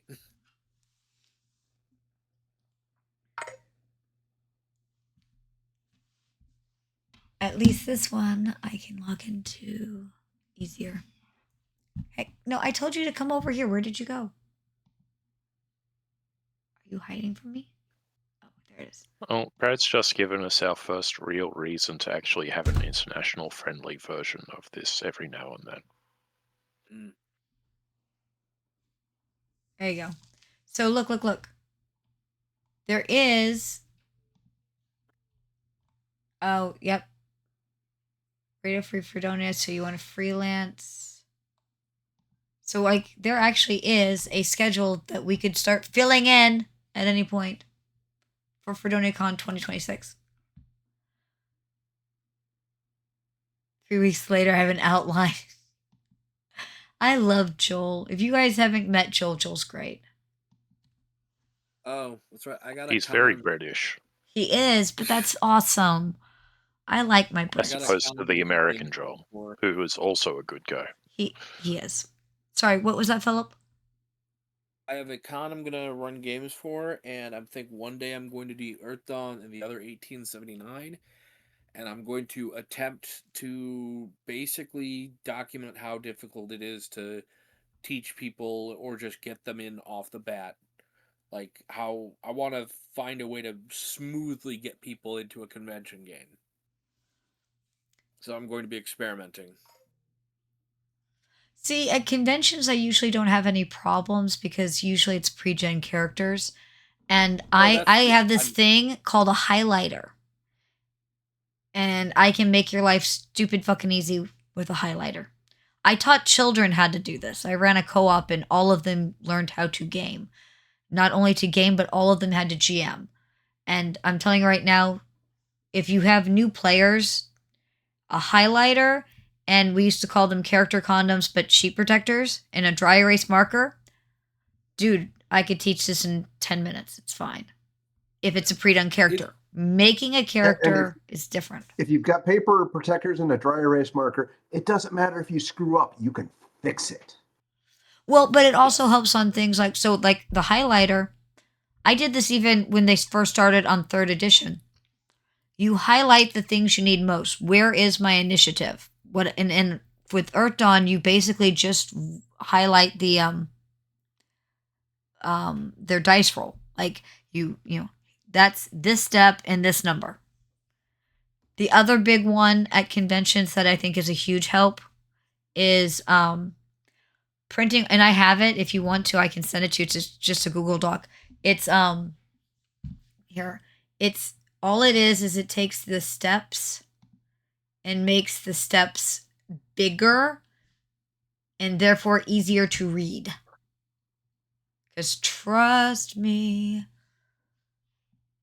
that little bitty print sometimes that you usually see is annoying for newbies. I was just going to go write up my own step sheet or design a step sheet and I've laminate got it. one, and I can send it to you. Here, Yeah, hold on. please do. Anything I can, that'll save me some time at this oh, point. look. Just like in teaching, don't reinvent the wheel. Here you go. Here's my Earth Dawn one. Can you see the screen? You can't. You're on the other thing. Here, let me share it to you. What screen are you referring to? It's on. You can see it stream. Brad can see it streaming. It's on Twitch. Okay. Hold on. Oh, I'm not on Twitch, so yeah. oh well. Hold on. I can share it. Hold on. All right, hold on. I copied a link here. Hold on. I can just do that. And then I'll get your email, what email you want it sent to, and I'll share it to you on an email. But there, you can go look up on the Google Doc. Tell me when you have it open. Okay, I sent a request. Oh, is it doing it that way? I hate when it does it that way. Such a why? If I gave you the thing and I said if you have the thing, let them use it. Why you gotta make me actually say yes? because Because Discord is all about safety now that they're being tracked down on by various governments around the world. All right.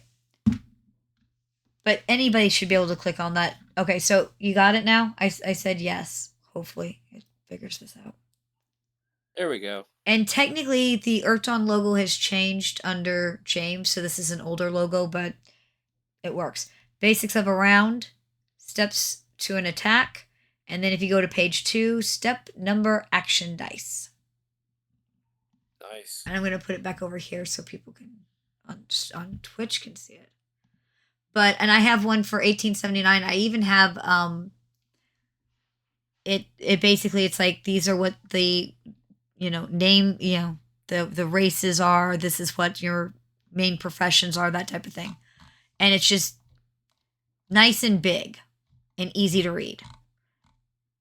Does that make sense? Thank you. But yeah. Yep. And if you want the other stuff, let me know and I can send them to you. Yeah, it's kind of got a glossary and a 1-page brief. This is the world you're playing around in. If that makes sense. This would just be a good opportunity for me to try and get the word out. Oh no, it's a fantastic. I love anytime anybody wants to do this stuff. But what I'm saying is that I have a lot of those resources, or Brad does, and here we go. I'm gonna put another link up. You ready? Yeah. Let me know when you get it, and I will approve it because stupid ass machine. Okay. There we go. I'm in. I have hacked the Gibson. Share. That should approve you. Okay. And then I'm going to put it back over here where Twitch could see it if they wanted to. So this one has the game world. I think I stole it basically directly out of the free quick start guide. I may have edited it down to make it 1 page. But I really dug the introduction to 1879. It especially as a steampunk enthusiast, it left me with a lot of questions about what the future would be like. So after that change. I'm gonna share this one with you too. Copy the link. So just like the Erton one, where it had like the logo, and then yes, I am subbing tomorrow. I'm subbing art in something called JAG, which I don't know what that is. Judge Advocate General. Okay. Yeah, but not for middle school. Punishment. I think it's some sort of like alternate school thing. I'm not really. They never tell me anything. Look, I'll show up and be like, and "What?" I both know that kids need beating every now and then to keep them in line. Yeah. I Judge feel that that's Advocate fair. General, someone misbehaves, they get sent to you. You be the judge and jury and executioner. We don't actually execute them, although we probably should. You just instead you get to beat them over the knuckles with a cane or hit them with a belt. And somewhere, just imagining a and, bunch and of not middle the leather school, end of the belt. Use the buckle. Use the buckle. Just some middle school age Judge Dredd's walking around. Look, kids are getting bigger and bigger nowadays. You could absolutely. I'm sure you've got some 6-footers in this middle school. Actually, yeah, probably. Yes, Brad has it right. The beatings will continue until morale improves. Damn, Skippy. And you know what the chain of command is, don't you? It's the chain I get to beat you with until you do what I say. That is terrible. Judge Dredd wears the chain of command. That's an RPG I've always wanted to play or run, but it just has never. The opportunities never happened. Great comic books, though. Oh, I love the comics. I absolutely. God. American comics are very. I American. I love them, but they're very American, and there's something really crazy, especially about French comic books. Clue by 4.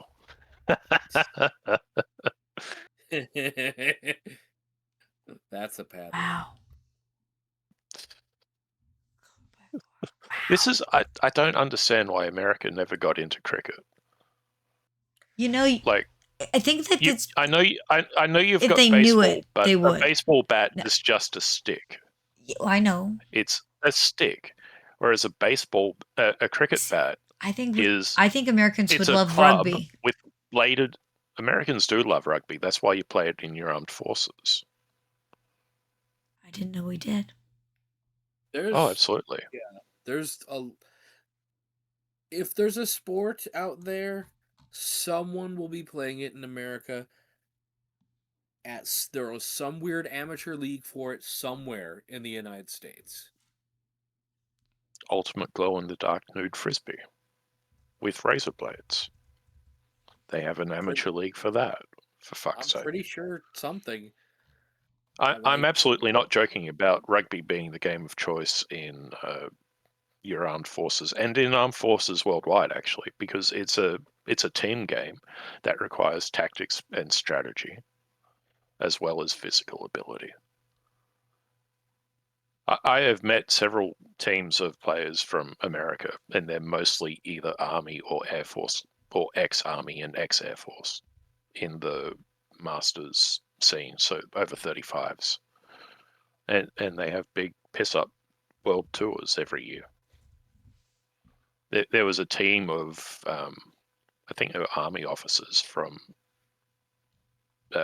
some base in the middle of Alaska, and they were all lieutenant colonels or above.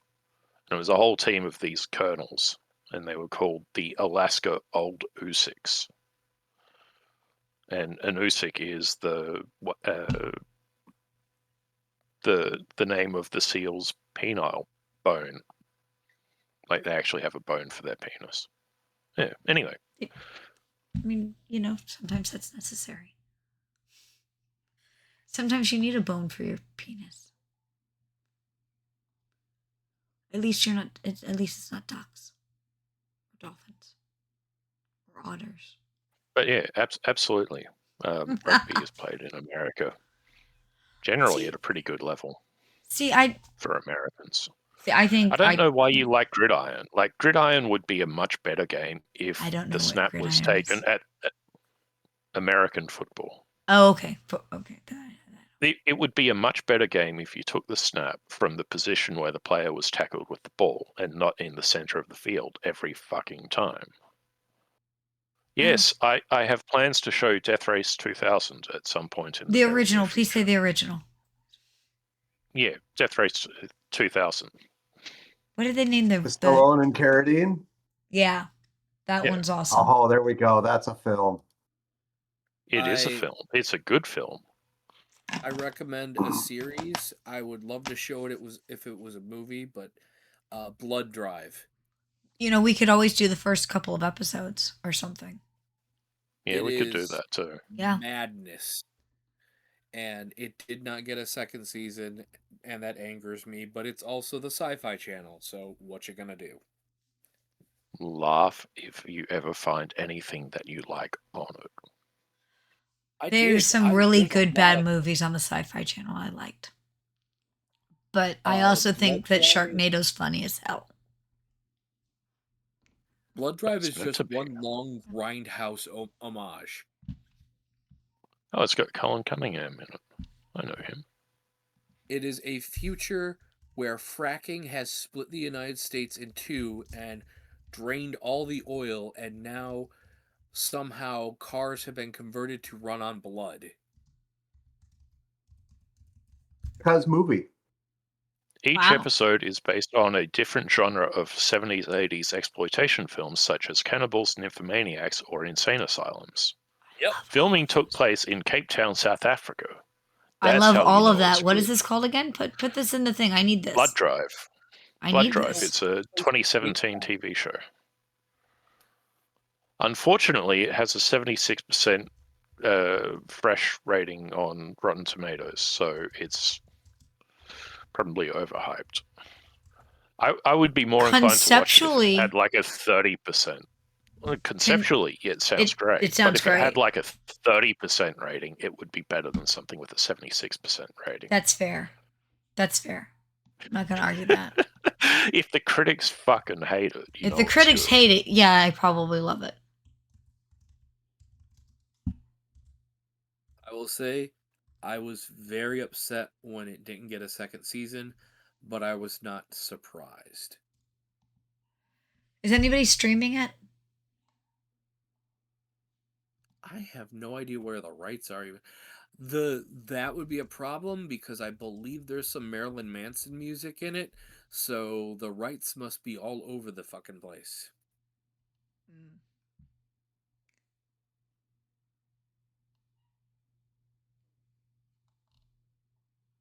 It's on Prime Video. Well, hell yeah, I Oh, have that's Prime. awesome.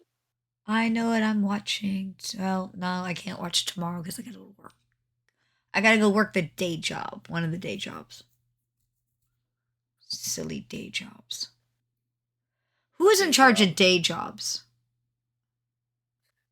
You know it's better than day jobs? Staying home watching something like this and snuggling with the Papillon puppies. Would be a much better day. Well, no, it might be a good day. I'm gonna walk into this hoping it's a good day. There you go. Speaking of which, it is 10:20 and I have to do the get ready for the day job tomorrow thing. I was going to say my work starts in less than 8 hours, so Ooh. yay me. You go to bed, Ooh. Mr. But here's the problem. Next time, Mr. Pink, don't be on mute the whole time. Because I like That's on because me. we love you. Because we love you. That is You on must me. I have mean, just that's thought for a whole totally my hour that we fault. were just assholes ignoring you. Oh, Oh my God, yeah. Did you just think we were ignoring you? No, Okay, come on. It's when have you ever talked and I haven't been like, wait, okay, what were you saying or something like that? Like I don't feel like we ignore you. Do you feel ignored? no. I don't want you to feel ignored. We like you. Matter of fact, it's getting that time of year where I have to figure out what I'm sending you. Anywho, y'all have a good night. Good night, Philip and Sarah. Thank you for Good the night. idea, because now I'm going to have to go watch the thing. I'm going to end the stream, though. So take that, people who may or may not be watching, because I'm not looking at that. I'm watching over here. So, but we heart you if you did, other than Brad, who already knows that I love him to pieces. Thank you guys for watching. Goodbye, goodbye, goodbye. And with that, I am hitting